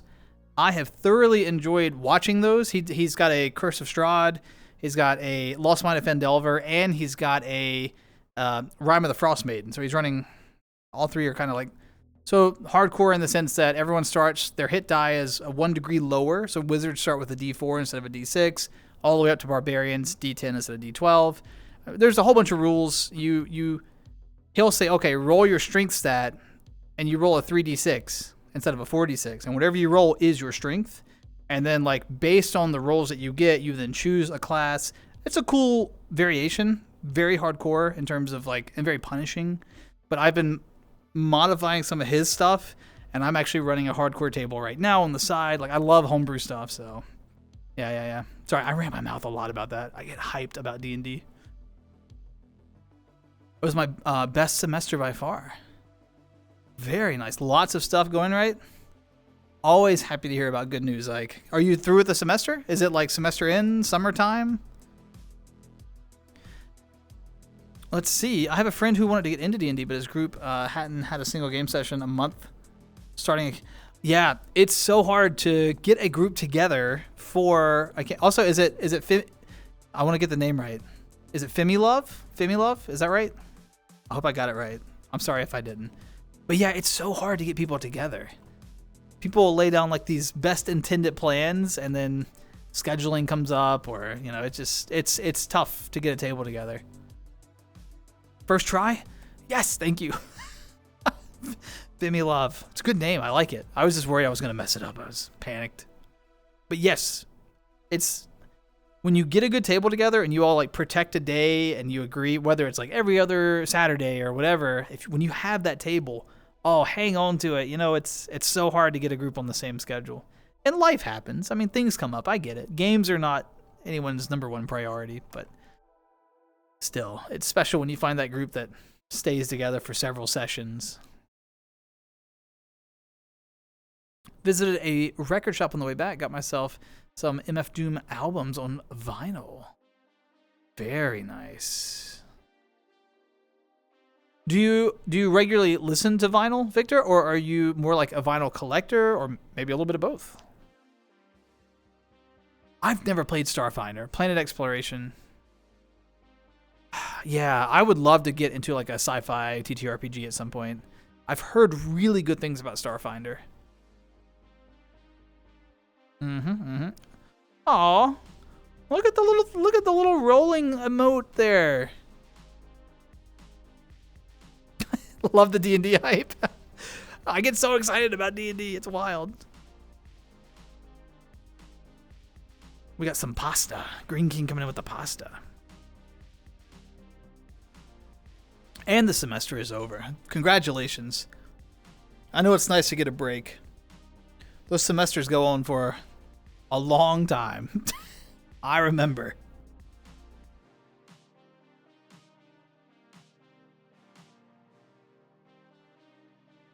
Set that down over there for a little while. The beginning of this year. So do you have like a nice vinyl player as well? There's all kinds of science behind like what needle you get and like how you place it and like the dust. I don't even know it all clearly based on how vaguely I'm describing it, but I know it's like incredibly complex. But supposedly, I think the vinyl still. I think I remember hearing that vinyl still captures like the highest quality audio of all the like physical formats that we have. I don't know if that's true or if that was just some stuff I heard on the internet, but vinyl's cool. When I get more space one day, because my space is kind of limited where I live currently, I would love to have like a nice music listening room. I really like music. The only time, is there a time that I don't listen to music? Only work appropriate times, or like times at work when it's not appropriate to listen to music. That's the only time I don't have music playing. It plays when I sleep. It plays in the shower. It plays when I'm streaming. It plays playing games. I listen to music constantly. I love music.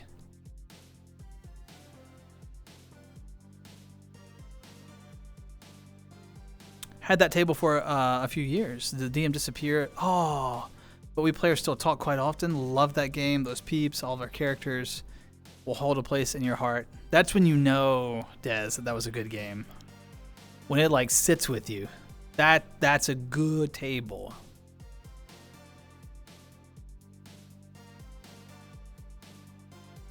Like Beyond if it was free?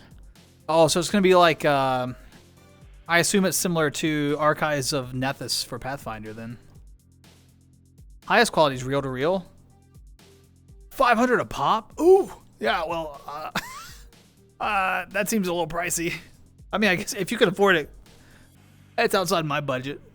I didn't realize reel to reel was a higher quality than vinyl.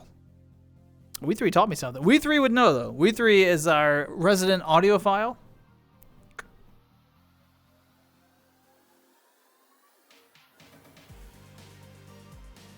Upgraded to a new vinyl player some months ago. Works pretty good.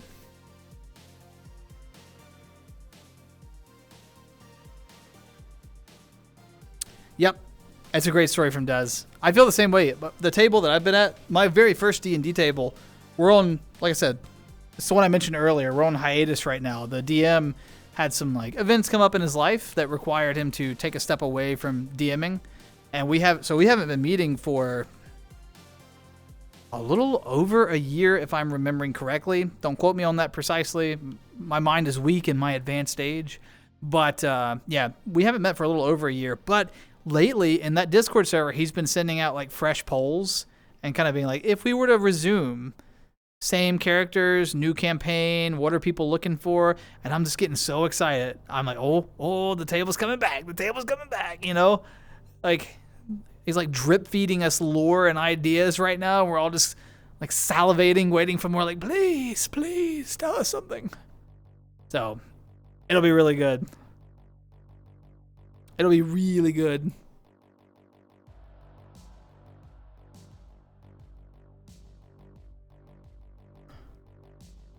I think I might chill at my homeworld and listen to some music. Green King, you should. VR is so great for that. Just a chance to kind of, you know, different environment. Just relax a little. Enjoy yourself. Make a nice cup of tea, you know. Sip it over there. Enjoy yourself.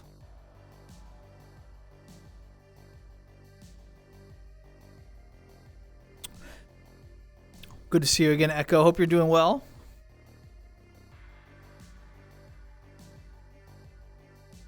Reel-to-reel vinyl, which is similar to lossless files, all right? And then CD and et cetera, et cetera. Whoa. Where's my 8-track player, We3? You just put 8-track down there in et cetera? Come on. Yeah, absolutely, Des. And you too. Have I know you said that table kind of came to its natural conclusion. Have you picked up additional tables? Also, Des, do you DM? I don't know if we may have talked about that before. I may have forgotten, but I'm curious. We're really honed in on TTRPG talk right now. For folks who are coming in from like Amy's stream, if you're new around here, Tuesday Talks is very much a just kind of open-ended, just chatting, like the experience that you're used to with other just chattings. Amy, I think, does something similar.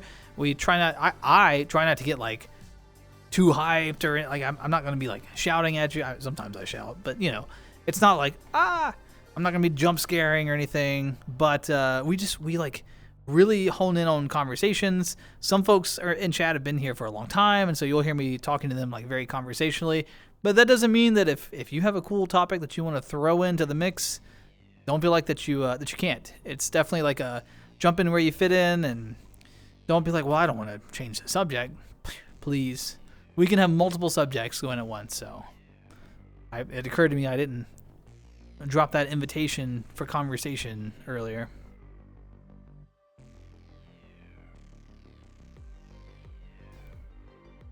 Wait, Green King, what is that? What is that? Dasmentia? Is that a play on dementia? Dasmentia? Oh, yeah, probably. There's no way all this time with this VR headset tied to my face is good for my brain. I am convinced that like in the future we're gonna be looking at like medical professionals are like, why did we think like the same way now where people are like, why did we think that like taking like a cigarette and just smoking it, no shame if you do it, it's fine, it's a personal choice, but like we didn't think there were any health consequences originally. It's like, no, of course there are. I am convinced that society will look back at us VR players and be like, why did they think that was a good idea for their health? I just don't think we know the consequence yet, but it's fine. You know, Archives of Nethys also has stuff for Starfinder? Ah. They've got a better character ship pet builder. Okay, okay. If it's built on the Pathfinder, I guess that makes sense. Starfinder, Pathfinder. I could probably adapt to it pretty quickly. I spent a lot of time in the second edition of Pathfinder, so I think Pathfinder handles combat better, but I think overall I still prefer Dungeons and Dragons because I think Dungeons and Dragons is loose enough that I like most of the tables that I play at and DM at prioritize the roleplay over the combat and the number crunchiness, so it works better for us, like that system. But when it comes to pure combat, I love Pathfinder. No system I've played does it better. For me. Mini disc, cassette, tape type matters. I didn't know that. I didn't realize there were different tape types in cassettes. 8-track, Edison cylinder phonographs. That makes sense. I did not know there were different types of tape material, though. I mean, when you say it, it's like, oh yeah, of course there would be. But yeah, I hadn't really explored cassette much. I had a Walkman as a kiddo, not to further age myself, and the first 2 vehicles I learned to drive on only had cassette players. So, hey. A mortal enemy would bring it out faster. Hotch brings out the worst in me. He also brings out the best in me, though, so it's double-edged. Yeah, food is definitely the reset button, isn't it? It's like, oh, someone said food. I need a new record player. My girlfriend broke my old one, never got around to replacing it. Oh, was it just like an accident? Like used it incorrectly or something? Oh, still, I'm sure that was frustrating. So you've got a bunch of vinyl sitting around and no way to really get to enjoy it anymore. I imagine you can probably get like a decent quality one at a reasonable budget. Like if we're talking Wii 3 levels of audiophile here, you know, it might be a little pricier, but I'm sure there's like good budget models.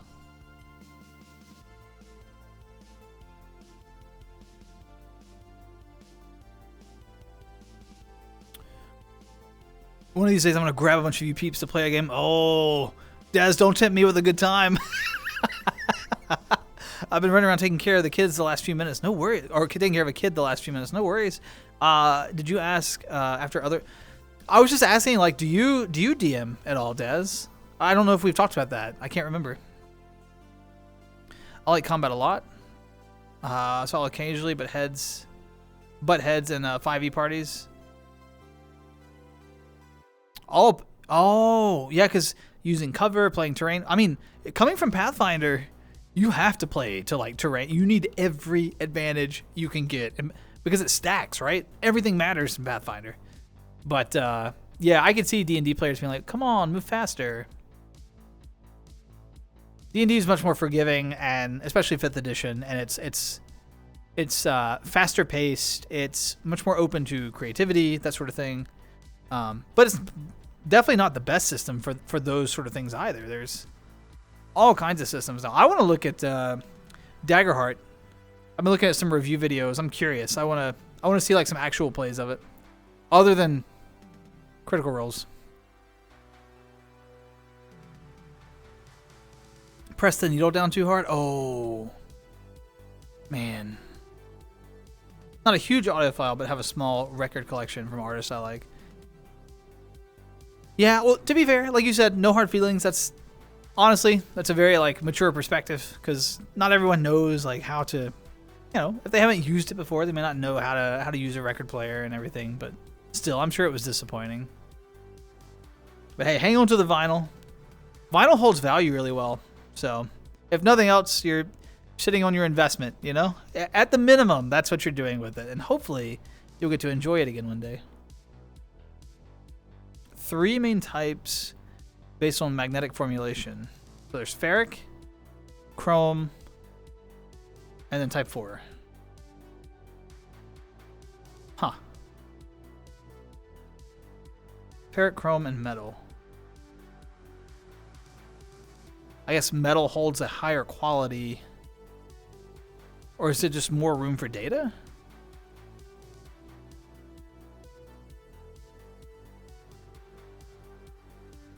$120 Audio Technica turntables. AT. AT.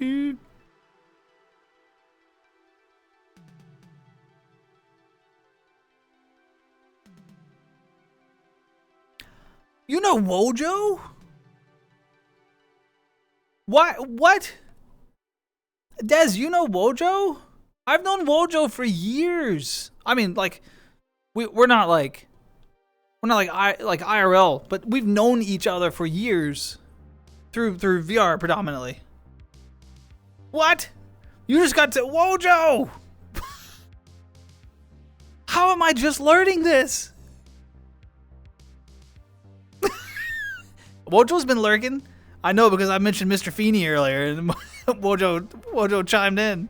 Mr. Feeney! That's so cool.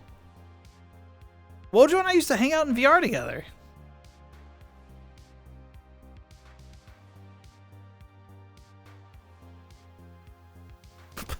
Ike, 100%. No, I'm the same way, especially when I play like my little casters. My wizard, let me tell you, my wizard is behind whatever rock or tree or wall or door is out there.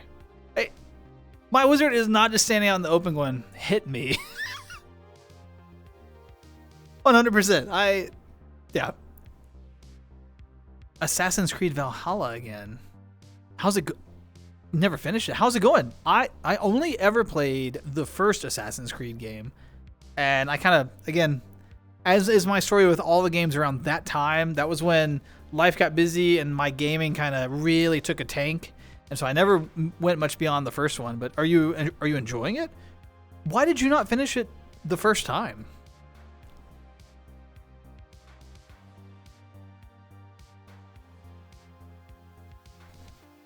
Not difficult.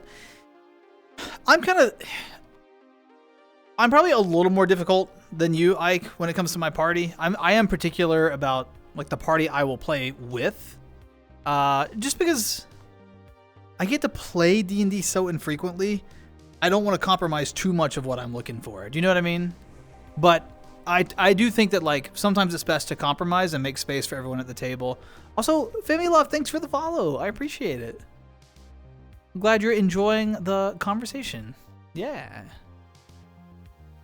And Des, I kind of latched onto the fact that you knew Wojo and ignored the fact that you're putting together a table for a group of local newbies, which is amazing. I think new players are some of the most exciting to play with. They're so creative. Like we were talking about earlier, they're not bound by the system. Do you know what I mean? Oh!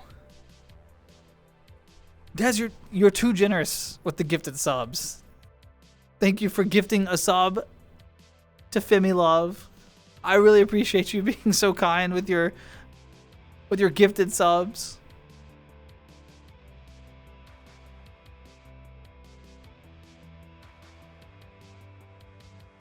I've had an interesting last few years I haven't told you about. Well, Wojo, we'll have to catch up sometime if you're feeling it. If it's at the point where like our dynamic is just like the stream, that's totally cool. But if you want to catch up sometime off stream, I'm happy to do that too. Wojo's the one who brought me to you. Oh, Wojo, how could you treat a friend like that? It was a fantastic recommendation. Wojo, how could you bring someone here of all places? No, I'm glad you're enjoying yourself. We definitely click on the TTRPG wavelength, Des. No doubt about that. Got Burnout? Oh, yeah, Burnout. Isn't that interesting how you get so into something? Like, you'll be like, oh, I love this game. I want to play it constantly. And then you do that, and you're like, oh, I don't want to touch that game anymore. Well, hopefully, Green King, small doses this time. That way you can enjoy it and make it to the end of the game, That's the trick. 2 subs tonight. Hey, Femi, it's your lucky day. It's good. I don't know, I don't know if there's any other luck-based things. If you play gacha games or if you play like the lottery or whatever, it might be the night to play. If you need to go do some pulls or I don't know, but open a card pack if you do Pokemon. I don't know. Whatever it is you do, it's your lucky night. An Archfey Warlock. Misty Steps in 2024. Oh, are you playing with the 2024 rule set now? I only have one table doing that, but I want to try more tables with it. Let me pretty much infinitely kite. Yeah, they do. The party's very RP focused. So you've got that like extra powerful build and everyone else is RP and you just like burn down things. I could see that, Ike. I could see that.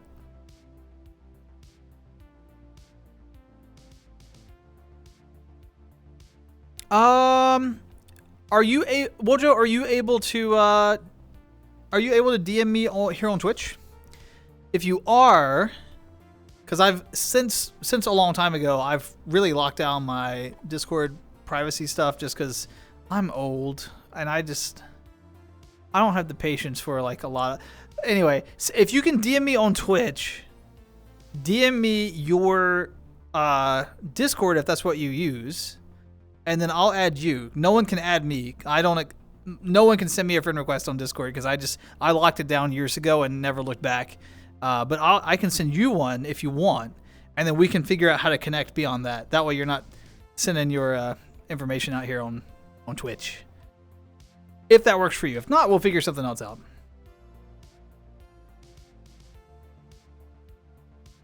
Yeah, Luck's on fire tonight. Let's go. Yes, go get a pack. Go pick up a pack. You got it. Hold it up and be like, open this one. This is your lucky pack. You'll get a good pull out of this pack for sure. Tectonica? So, Green King, do you have a habit of burning out on things? I know some folks like that.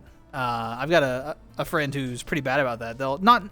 I shouldn't say pretty bad about that, but they do that a lot. Like they'll get really into a hobby and they'll go like full force on it, and then they'll just burn out really fast. And it's like, like if you had kind of, rationed your time on this a little better. But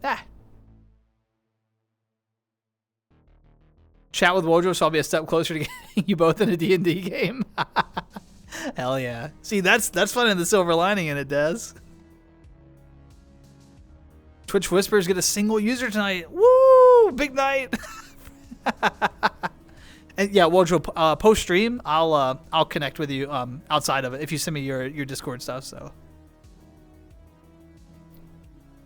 gotta go. I hope you have a great stream, Femi Love. Thank you so much for the follow. Thanks for stopping by, contributing to the conversation, and I hope your luck continues to hold. So you take care of yourself out there.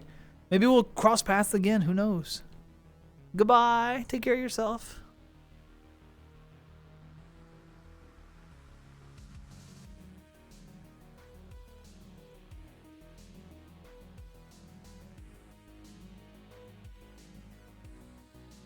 Went to Hobby Lobby today for the first time, and I was over. Hobby Lobby is very overwhelming. Yeah, it is. Were you seeking something in particular, or were you just kind of exploring it for the fun of it? But it's such a magical place. But overwhelming is a good word for it.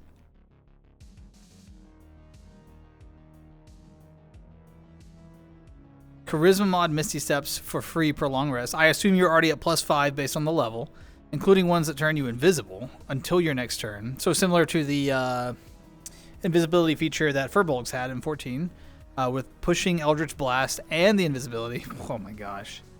It's not even really the damage. It's just the character's so hard to kill. Yeah, mobility is king.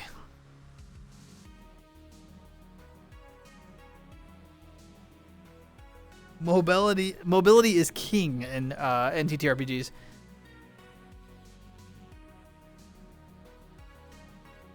You can also Misty Step in response to a damage instance. Oh yeah, so you shut down like multi-attack. That's sick. That's a good build. It sounds like you put a lot of thought into it. Update VR chat. Go for it, Green King. It won't take long, will it?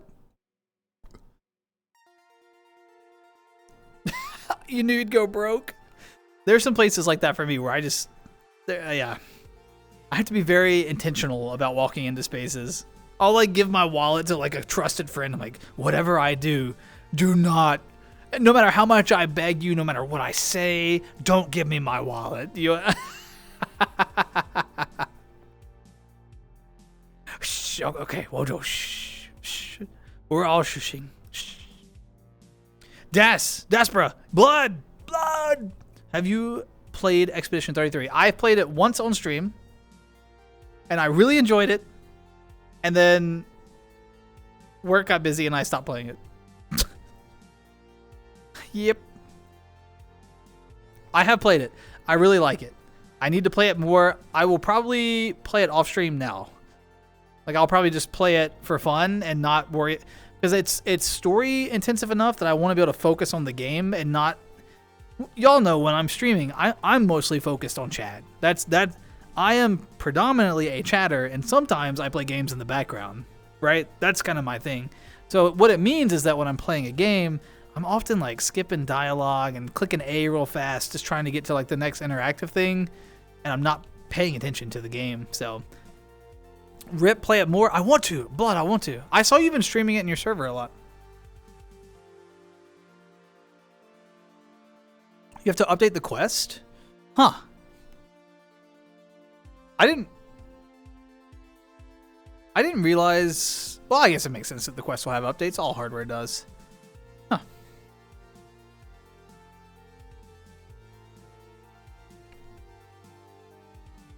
In that golden campaign, back in the golden days, I had a trickery cleric who was homebrewed to have the Shadow Monk's teleport thing. Not super powerful, but could move people around. Yeah, Des.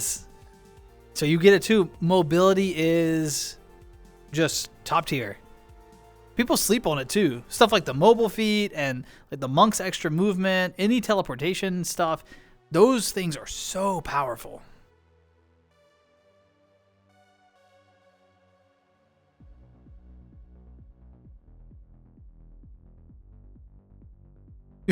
I must walk in with you walk in. I'm picturing Wojo with like a checklist and like blinders on. It's like, okay, I'm going into the store.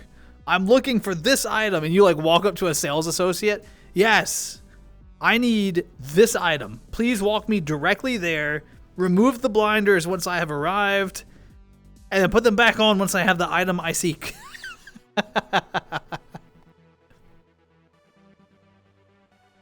Too impulsive? I can't be that way. I get it. Sometimes it's hard. But also, you know what? Spoken like a true consumerist. That's my ring finger. Hold on. There we go. Spoken like a true consumerist, what I'm about to say. Sometimes, we work so that we can enjoy ourselves, for money so that we can engage in activities that we enjoy, be it travel or buying a cool thing that we can do cool stuff with. I don't know. The story's gonna make me cry. Well, Blood, that's not motivating me to play it more. Ooh. I don't want to cry. I cry easily as it is, Green King. Thanks for the ooh.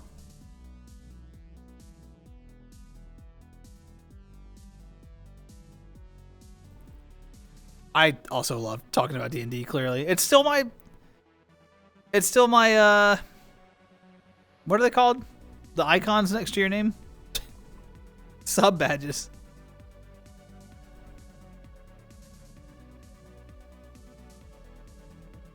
Warlock 6, Druid 2. That is kind of tough. What? That is an unusual combination, but it sounds like you pulled it off effectively.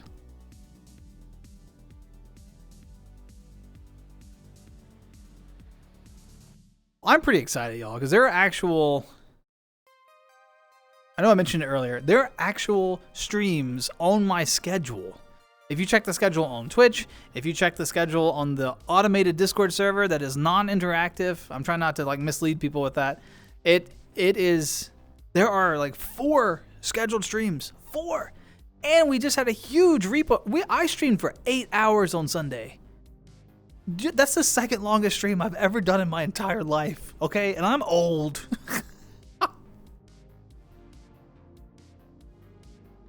It's been a good time for streaming around here. We streamed Repo. We had so much fun. It was a blast. I don't know what else. Every Tuesday, 12:30 a.m. is the Tuesday Talks. But behind that, I don't know what the other streams are going to be yet. I've kind of got an itch for some retro gaming right now. I'm not going to lie. It might be fun to... we did Paper Mario The 1,000-Year Door remake. That was one of the last kind of like air quotes retro games we did. I'm really air quoting retro on that one.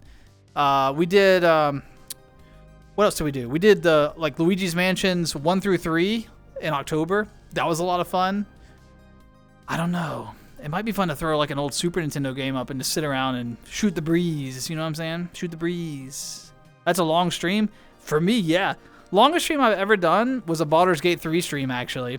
And we ran for, I think it was 16 or 17 hours. We had agreed to a 12-hour stream, and then we ended up pushing the limits past. That's my #1 longest stream. I think the VODs for that exist on the VOD channel. I don't remember. But anyway. A D&D stream? Yeah, Des. Okay, I've been thinking about... I would like to eventually do some sort of D&D stream. I just don't know what I would do. Like, I don't know if I would do, like, prep streams where I just talk about, like, how I prep for sessions as a dungeon master. I don't know if I would do, like, I hate to say actual play, but, like, I don't know if I would do, like an actual table where we build a one-shot and then play it. I don't know. I would love to incorporate D&D into my streaming experience at some point, but I haven't really figured out how I want to do it yet. The blinders would be ideal, which I'm just yes, yeah. 3-4 includes this one. Amber, don't call me out. I was trying to get hyped.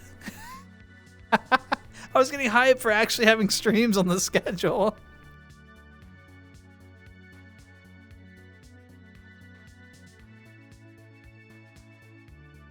Oh, the humidifier scared your kitty? Wait, which one? Which one got scared?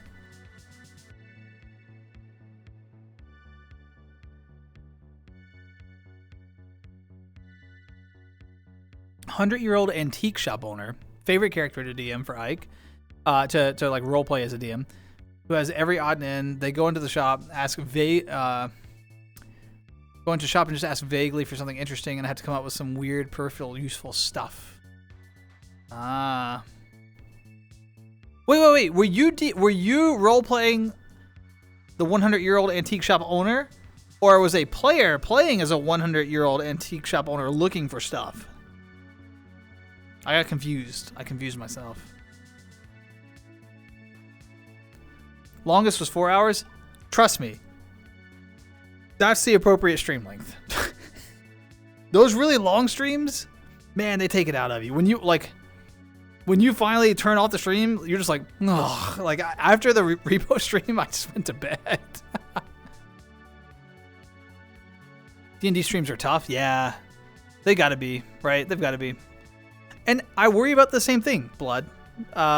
This idea, again, I'm predominantly like a chatter. I run my mouth, blah, blah, blah, blah. I talk with you all back and forth, which works great in a just chatting style stream like this. It works decently in like a retro game that I'm familiar with. It doesn't work very well in like rhythm games or games that require my focus, like first person shooters. And I worry that as a dungeon master, if I were to approach a stream from that way, there would be no chat interaction, right? Because I'm going to be running a game which requires pretty much undivided attention. So that's why I'm still thinking about it, because I haven't figured out what that looks like in practice for a community that's largely accustomed to me being very readily available to interact with. It would just be very different. So I don't know. We had baby mode D&D with the desk lock. We kind of did. Oh, Chippy. Oh, you got scared.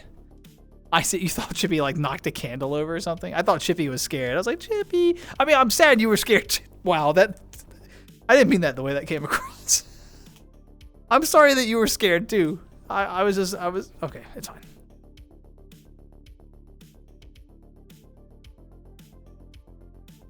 The odd mix much more playable. Ah, the Theros campaign. Yeah. From Piety. We could figure it out. We got a lot of smarts in this lobby. Not here, but over here, this box. There's some brains over here. I can feel it. So they would come in and ask like, do you have a theremin or something? You know, hard to interact with chat. I would think so. Yeah, blood. So Amber, that's actually one of my leading ideas. I haven't figured out the problem with the problem I've come up with so far. I've thought about generating like on stream. I thought about generating like a quick one shot, and then for one player, and then having chat be the one player, and have chat run through it and let people vote on the decision. Like you all vote, and whatever y'all vote on, that's what the character does. And then I DM like the consequences. The problem that I've come up with in my own head is that like even a 1 minute poll, which is like the shortest poll you can do with Twitch's built-in polling system, that goes on forever. And I think people would get tired of like every decision, a 1 minute poll. So maybe I could use like a third party application with a shorter timer, but now we're linking in third party, and that I love the idea. It's actually my leading idea, or one of my leading ideas, but it's kind of like, I got to figure out how to make it happen in a way that isn't so time, like you all aren't just sit waiting. Do you know what I mean?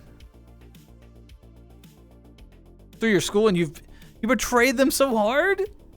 Got DM'd twice with such deliciously salty but friendly vitriol.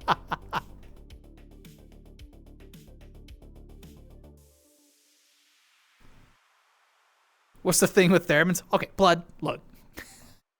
I just like theremins, okay?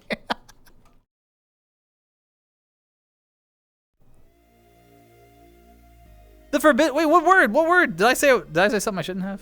I don't think I did.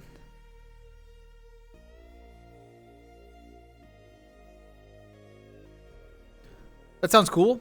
I think it's a great, like Amber just came up with something just chatting back and forth here that I've been thinking about for years since I started talking about DMing on stream in some capacity, which is just, it's part of why I enjoy everyone here, because there's so much creativity and stuff.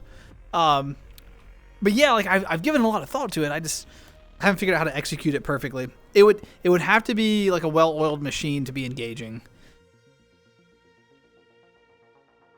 As I know that like, if I was like, I have now opened a poll for whether or not you attack or, you know, talk your way through the situation, and then we sit here and wait for 60 seconds.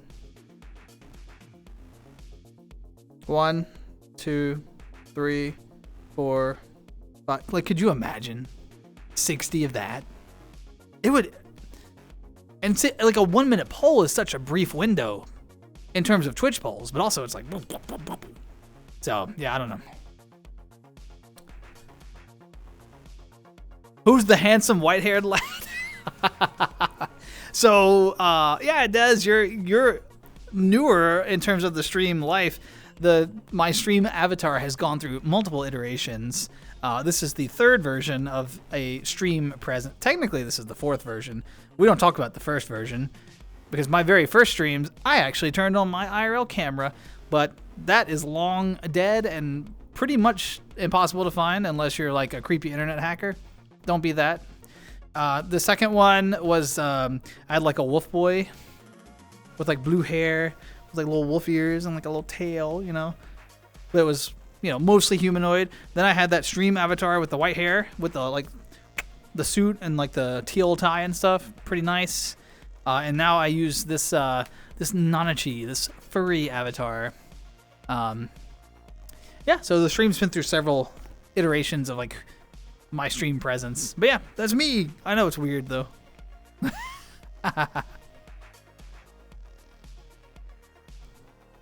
We befriended a chicken and named them Cluck Knight. Cluck Knight's pretty good. It's pretty good. Cluck Knight. Yeah. I do reference theremins. Like, relative to the normal person, I bring up theremin in conversation way more often. I don't know why. What if chat takes over some DM things? They can pick out a few options, and that's how the NPCs would move in the background. Oh, so chat... Oh, now that is a cool, different take, Des. So chat... This actually reminds me of something that Ike was doing at one point. That passive world-building game that Ike, I know you remember what I'm talking about. So the idea could be that like chat could be having votes in the background about like big things that are happening in the world, army movements, political things that are happening on like an adjacent continent that affect the current players, and then we could have a set of players that are going through it and experiencing not only the consequences of their decisions, but also the effects of the world that chat is influencing. That is a pretty cool idea. That's actually really cool. Impressed by your ability to follow multiple conversations at once. Blood, normally when we hang out in VR, I can only focus on one because I've reached a different point of the night. Here, I try to limit that point and stay a little more focused. You know what I mean? So, but I appreciate it. Point of the night, exactly.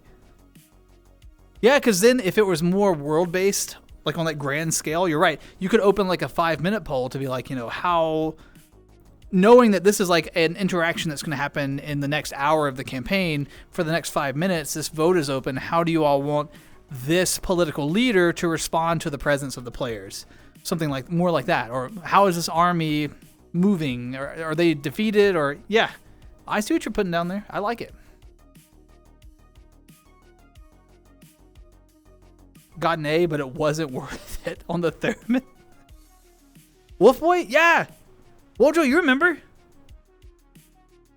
I rocked the Wolfboy when we were hanging out. It is a good idea. I really like it.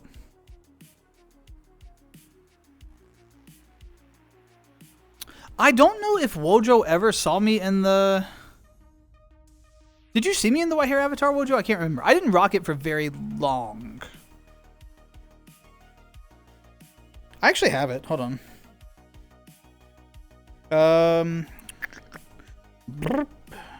Well, I have a variation on it. Because you're seeing, on the Baldur's Gate stream, you're seeing the, like, VTuber style. I have a 3D style as well. I'm going to have to move the camera, probably. Yeah, it's going to be too high. Hold on. Lock. I think I can repin back to this position. I think. Let's see. Anchor. Shoot. Default. And the world lighting here is going to give it more of a purple hue. But yeah, this was the 3D version. It's got like, if you've ever played Mass Effect, the Elusive Man was kind of the inspiration for like a synthetic eye sort of situation going on. It's got the suit and everything, or more like a vest. White and black shoes because, you know, classy. Pretty cool. I was really happy with this when I made it. I loved it. I still love the avatar. The avatar creator did great work. No shade. This is fully custom. So I had this commissioned and paid like a 3D creator. I need to I haven't used it in a while. The bones, since VR chat moved to fizz bones instead of the old dynamic bone system, this is too wiggly now. So it needs to be reworked to accommodate for the new system. But if I switch to legacy bones, it would act the way it's supposed to. But I don't use legacy avatar as much. But yeah, that's the avatar. I still love it. But I think Wojo was mentioning kind of in a comment that I'm switching back right now. Hold on. Kind of mentioning what has happened here, which is that like my energy just matches this avatar better. And I feel more comfortable streaming in this avatar than I ever did in any of my previous ones, and so I just enjoy it. So I rock it, you know. Where is my pin? Pin 2? 1?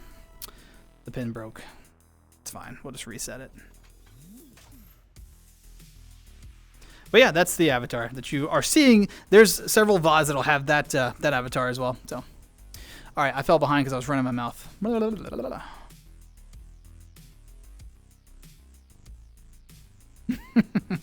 Yeah, that was a great time, Mike. I enjoyed it.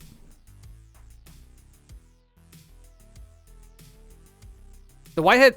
No, I have a real love for white-haired avatars and characters, and that's why I designed that. And I still predominantly use, like, if I'm doing... So, like, in Baldur's Gate, all my characters, white-haired. Always. Always, always, always. D&D, all my characters have white hair. Like, 100%. Well, that would be a sick band.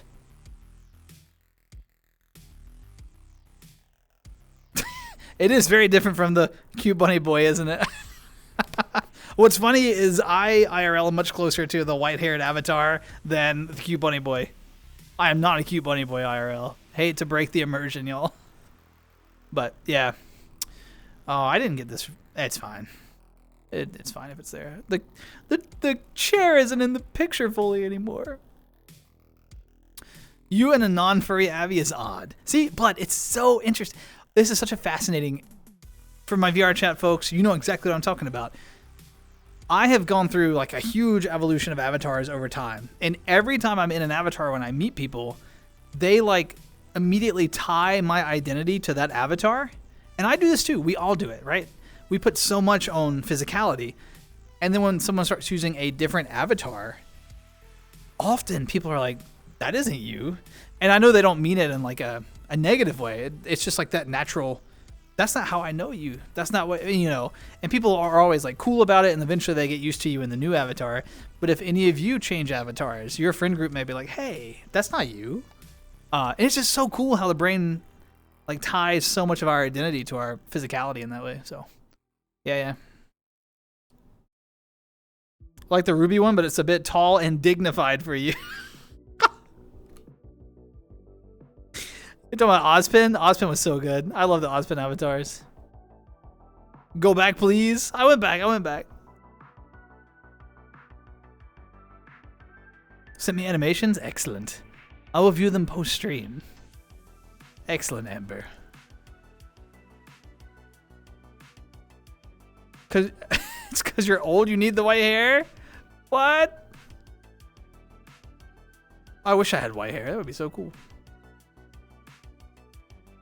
Yeah, Vid's seen a lot of my... Actually, Vid has seen a majority of my avatar evolution. Because Vid, I think, met me on the Wolf Boy. There were two avatars before that one. Yep.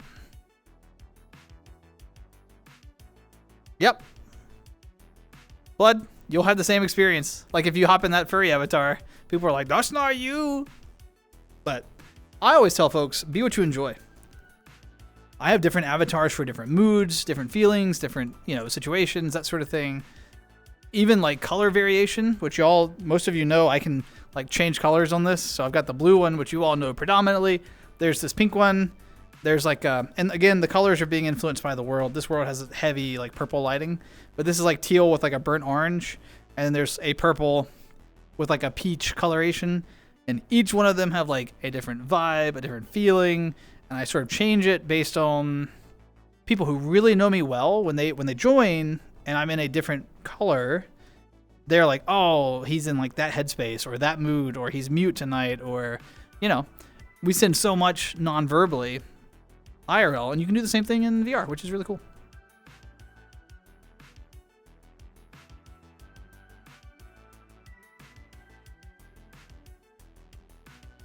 Give it 30 years. I should have, yeah, white hair. Yeah, Vid, you've seen many avatars. The Mayu gets reaction. The Mayus are so good though. Has-been, I don't know Has-been Hotel, but does it? What about it gives a Has-been Hotel vibe?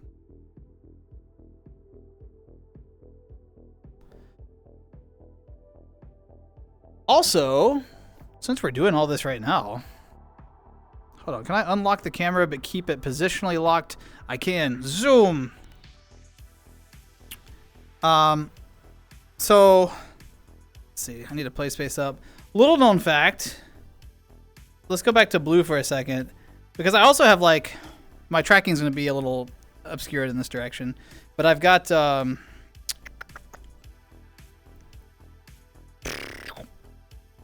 I have different patterns as well based on y'all never see any of this because I normally stay fully dressed.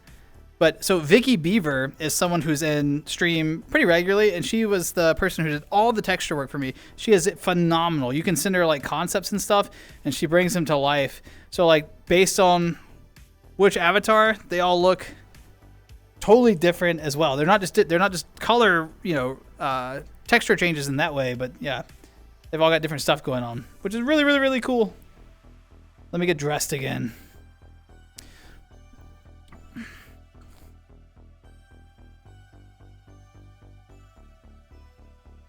Put you all back over here. I'm not going hot. No, I was just demonstrating. I turned around. Okay, it was just a little back fat. Just a little back fat. We're fine. We're fine. Cutie but manic. Ooh.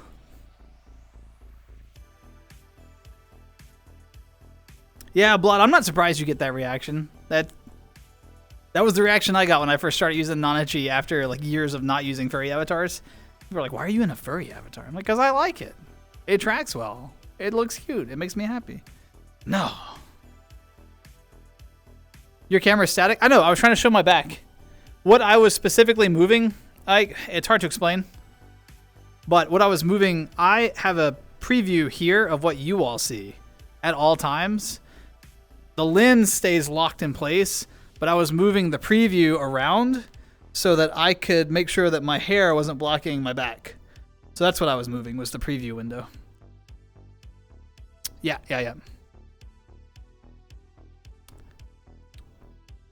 The tail? Yeah. It's got a tail, but it's not like a bunny tail. It's almost like it's more like a reptile kind of tail with bunny ears. Then I don't know if you've seen or are familiar with Made in Abyss, but the original character design is from Made in Abyss. Hold on. And so that's Nanachi is a character from Made in Abyss, and then the avatar really took off as a popular furry avatar in early VR chat. And then there's been tons of iterations on the avatar. So you'll hear like Zoichi and Rantachi, and like there's all these different avatar creators who've made their own versions of the initial character. And the avatar has it's been highly customized. There's tons of stuff out there, tons of assets for it.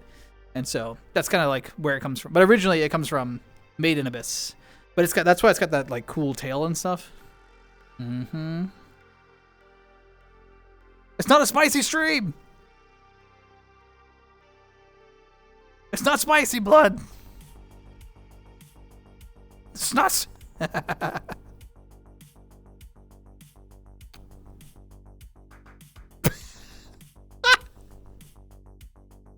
the Kama Sutra. That was so good. That was a good joke. That was pretty good, Des.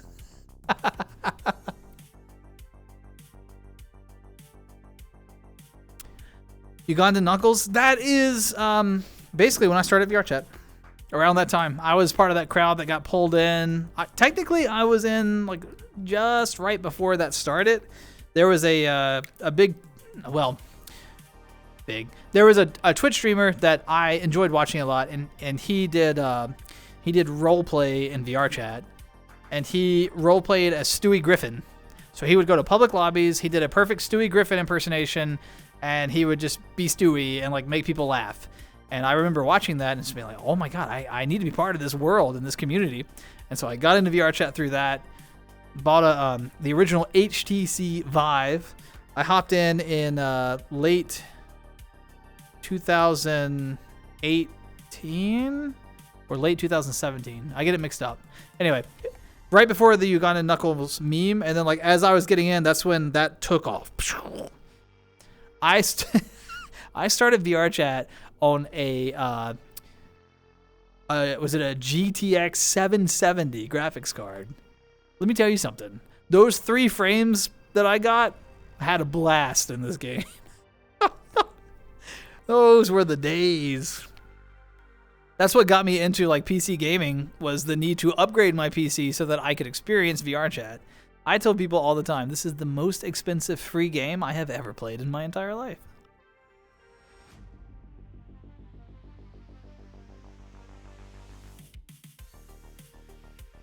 It's a good story. It's weird though. Like, Made in Abyss is weird. I won't lie to anyone. It's got some really touchy subjects. It's yeah, there's a plenty of things that are like content warning worthy.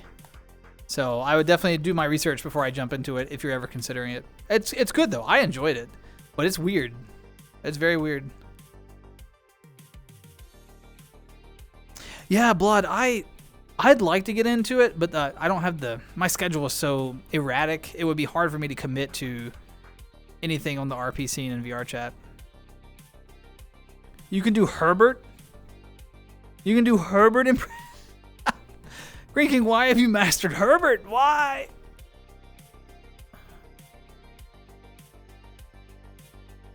Yeah, Uganda Knuckles, like, it was definitely problematic.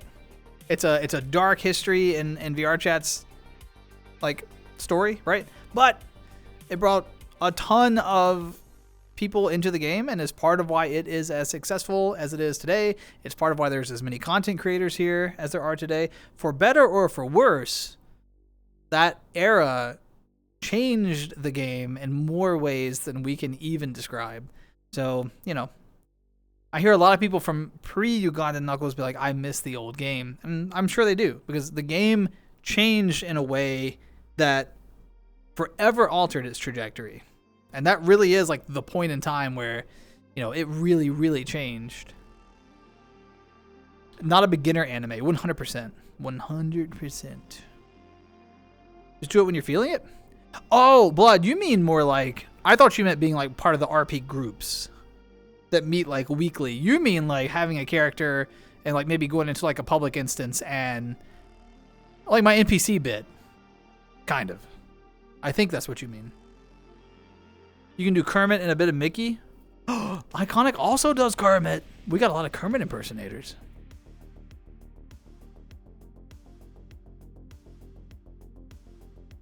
Horrific escalation. Okay, well, yeah, you would probably enjoy it then, Ike.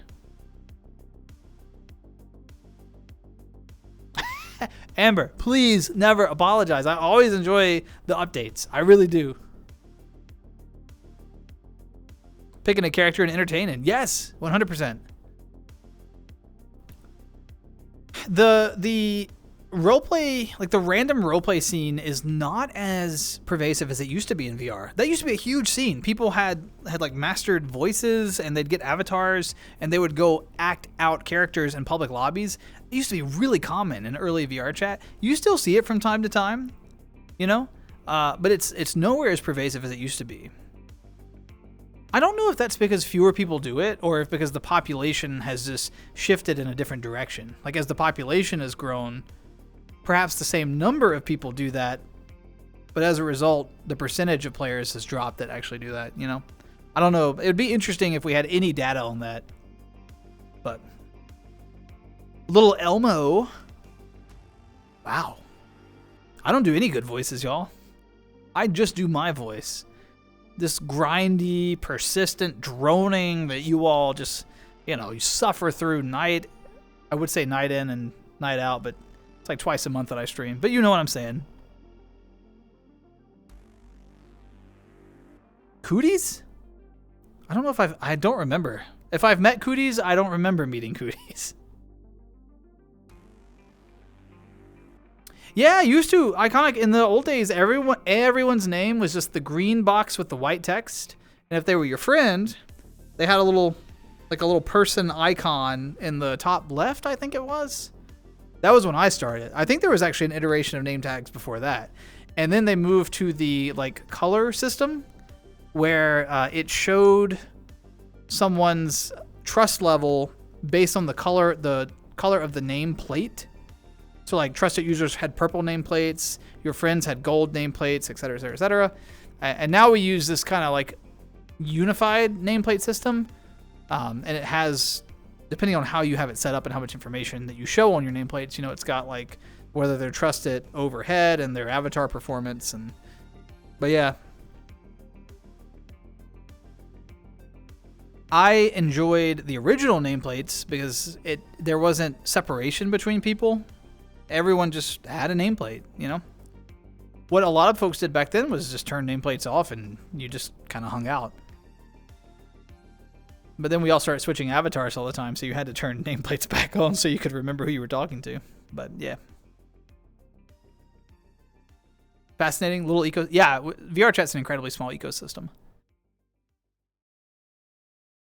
I tell people that all the time, you know, because we talk about the population of the game growing constantly, but the reality is that it's still a very small community. And I have a lot of talks with folks about like the importance of your reputation in a space like VR chat. Because I see people go in public lobbies and do things, and I'm like, you shouldn't be doing that, you know, because if you say something that you shouldn't, like genuinely that you shouldn't, if you're offensive or rude or whatever, I mean, that gets around. People talk, and eventually, like, you won't be welcome in a community that doesn't have a lot of space for you to find like other groups, you know? You gotta be really cautious. Your reputation is your currency in VR chat. Yeah, I don't remember them, Blood. I do a great impression for a bunny. Hey, thanks. Thank you, Daz. I appreciate that. I think it's one of those cases where, like, and thank you, Wojo. I think it's one of those cases where I don't enjoy hearing myself, but if y'all enjoy it, that's all that matters.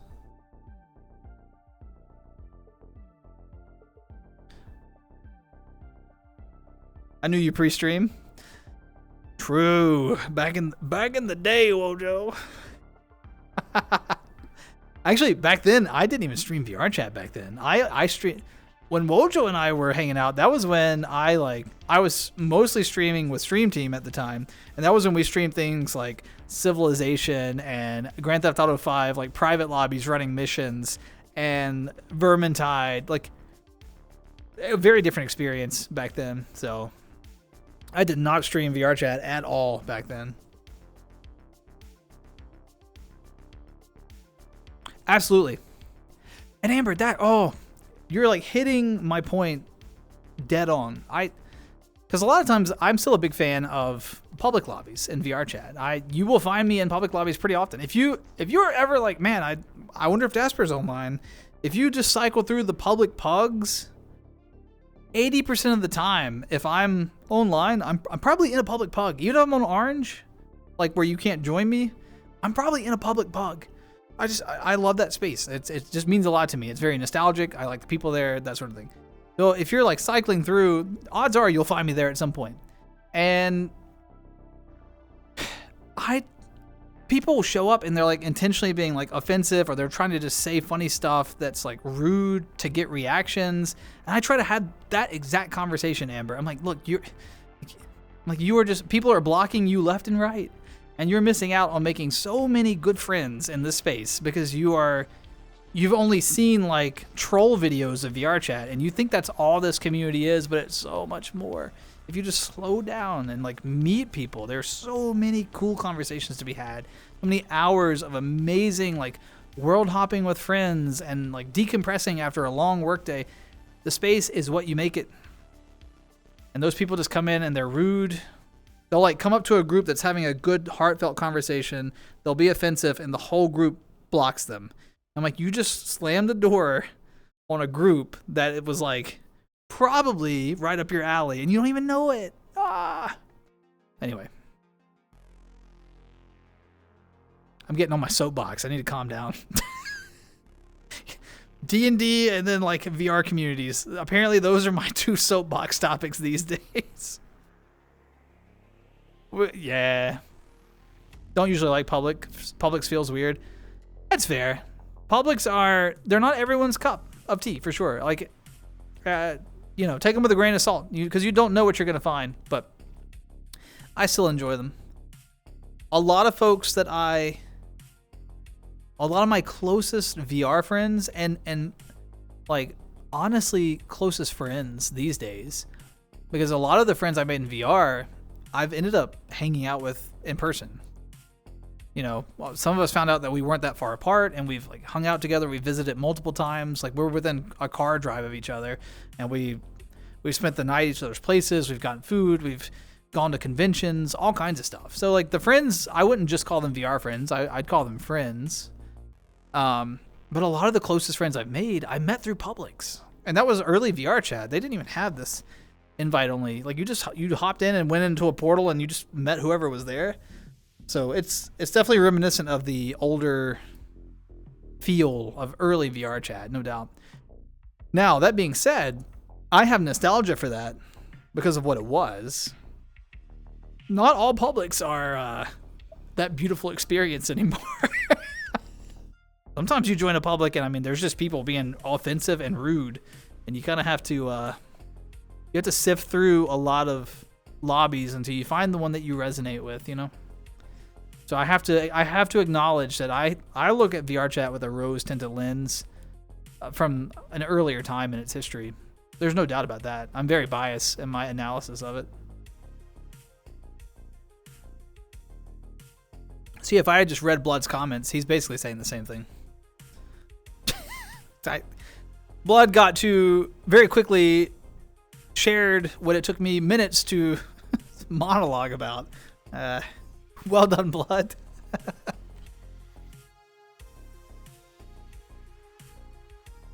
You still have disgust for the rabbit creatures? I'm sorry, Ike.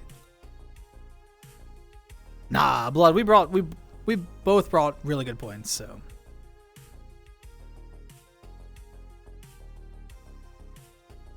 But yeah, I still have a warm place in my heart for the game. I haven't loved every decision the dev team has made. I haven't loved everything about the community. I think there's all sorts of problematic things that happen in it, you know. But there's also a lot of really cool things about the space. So it's like anywhere else in the world. You will find what you're looking for. If you're looking for the trouble, you'll find it. But if you're looking for good folks and friends and memories and that sort of thing, you can find that too. It's harder to find the good groups now. They are locked down in groups and privates, but hey. Being friendlier to the garden rabbits? Look at you, Ike. I'm sure I had nothing to do with that. To be fair, rabbits are hell on a garden. Like, if you're a gardener, I can understand your frustration with them.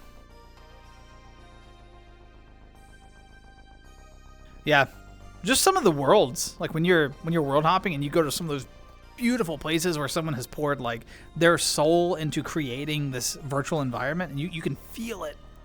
Yeah, it's a magical place.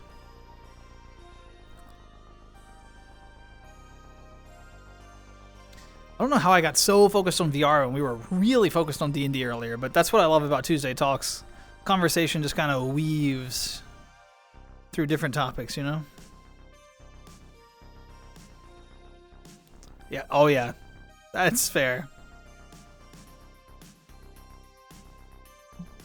They'll tear up any garden. But so, I mean, deer will tear up garden. A groundhog is hell on a garden, you know? So, yeah. Really just, they're just looking for food. I can relate to that. You know, I'm always just looking for food. It's my favorite thing at work. I walk into like a meeting, like a work meeting, and I'll like poke my head in first to see if they have food, and if not, I'm like, this is gonna be a bad meeting. You got food in here? Oh, donuts. Yeah, I'll be part of this meeting.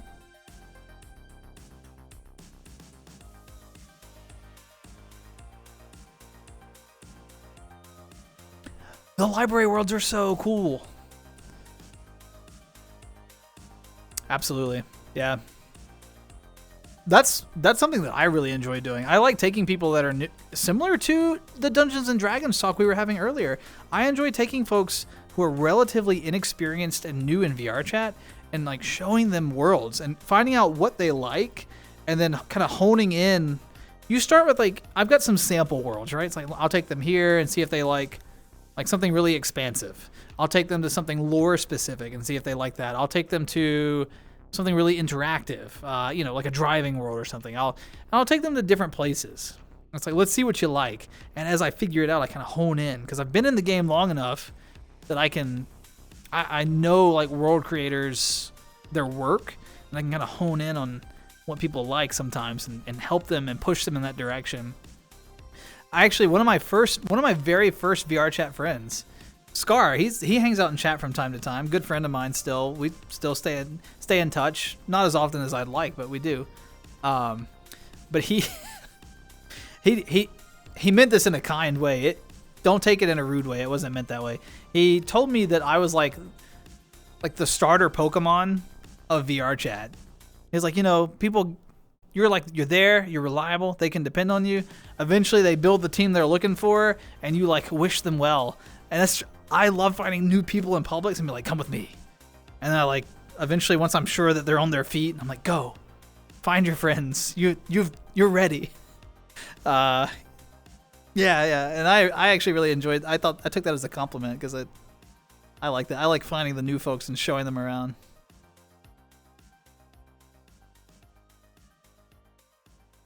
You stay on after this? Ooh,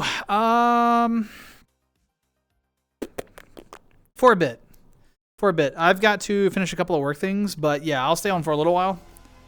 But I won't be on as late as I usually am because I've got to write a couple of things up.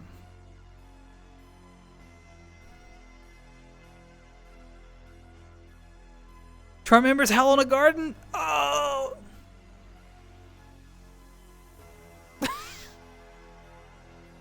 I'm not very good at growing stuff either. It's fine. New driving world. We gotta go. Probably won't be either. Nursing a... Did you say... Dealing with a toothache. What's happening? Is it new? Did it just happen? Tooth pain is the worst.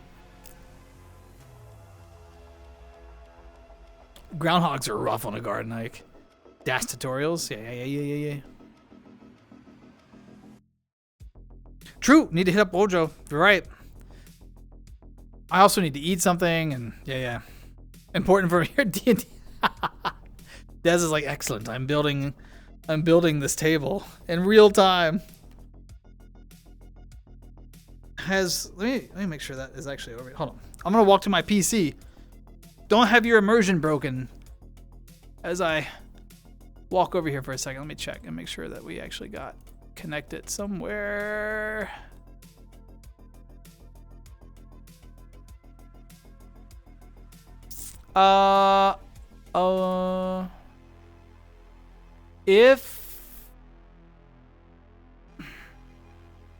If Wojo sent anything, I don't see it.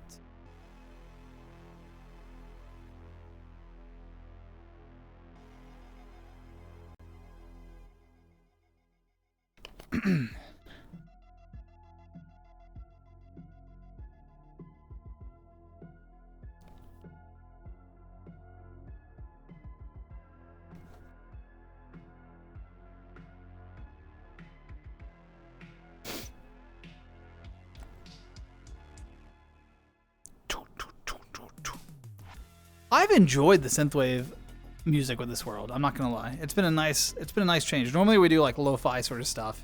It's been nice though tonight. I'm not in the mood for it every night, but tonight I've been vibing with it. So, regardless, we are a little past my intended stream time, and I'm kind of hungry. I won't lie to you all. I'm not a pro streamer. I don't regularly pull 8-hour streams. Kind of, old. I feel it in my back if I stand too long. That's the other thing. I don't know if folks, because I'm always just like an upper body when I'm on the just chatting streams, but I'm actually predominantly standing for the entire stream, which makes me tired faster. Maybe I should just start sitting on stream.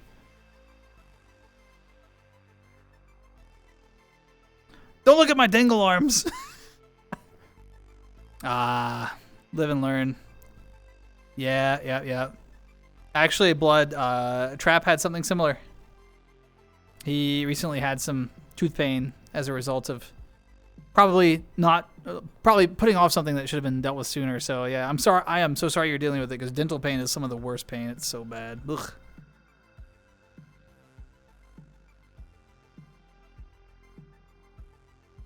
Yeah, everyone, thank you so much for being here. I'll be on the lookout for a message from Wojo. I'll keep Twitch open for a little while in case a DM comes in so that we can reconnect on Discord in some capacity. So it adds an extra bit, does it? I guess I wiggle back and forth a lot. So, you know, and I can do that. That's pretty fun. Whee! But anyway, thank you all so much for being here. This stream has been so much fun. I always look forward to Tuesday Talks. I realize that they don't happen every week. I don't stream consistently. Please don't take that as a reflection of me not enjoying them. It's just that I'm tired, I'm busy, and streaming's just a part-time little hobby for me. You know, it is not my career or anything. So I do it when I have the energy and when I can bring like the vibes that we're all looking for. If I'm tired or whatever, I just, you know, I don't go live. But that is not a reflection of you all. That's a reflection of my life and how busy I keep myself. So, but anyway, the chat has been amazing tonight. We've had so many good conversation topics. We opened strong with food, ended strong with VR. We had D&D, video games, and everything else in between. I thoroughly enjoyed this. Picked up several new followers tonight. Shout out to everyone that joined. Thank you so much for following. Know that I don't go live regularly, but hey, it's okay. It's okay. It's okay. Also, for all the channel point redemptions, much appreciated. I'm glad that y'all enjoy even the cringe oohs. I'm glad someone enjoys them because I certainly don't. I'm just kidding. The gifted sub from Dez. Thanks so much, Dez. I appreciate you continuing to support and your generosity, even though I'm barely live. Of course, the raid from Amy and Amy's amazing community. But most of all, thanks for your time. You know, I say this all the time, but I mean it 100%. We all have a very finite amount of time, and where we spend it and who we spend it with says a lot. And so I acknowledge that and appreciate your time more than anything. Even if you're just stopping by and saying hi, quick check-in, it means the world. Time is precious, and I appreciate you sharing it with me. So y'all take care of yourselves. Appreciate the extra effort. No worries. Hope Trap feels better soon. Oh, yeah, he's got it sorted out. Don't worry.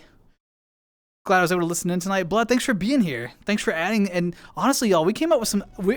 I'm mulling over some new ideas about a D&D stream. You know, y'all, Dez and Amber, Blood, y'all were throwing out some ideas here. And I mean, everyone, you know, we were making something happen. So the wiggles. Have a great night. Glad I didn't miss you. DM you tomorrow. No worries. If you don't get a message, I can't DM you, and you need to fix that. Yeah, start with either start with a Twitch DM or join my stream Discord, and then I'll see you in there, I assume, and I'll add you that way. Either way, there's two options, two routes. But yes, we'll connect soon. So appreciate it when you go live. Thank you, Daz. Much appreciated. Have a great time with family. Yes, I leave tomorrow to go see family for a few days. I'm so excited.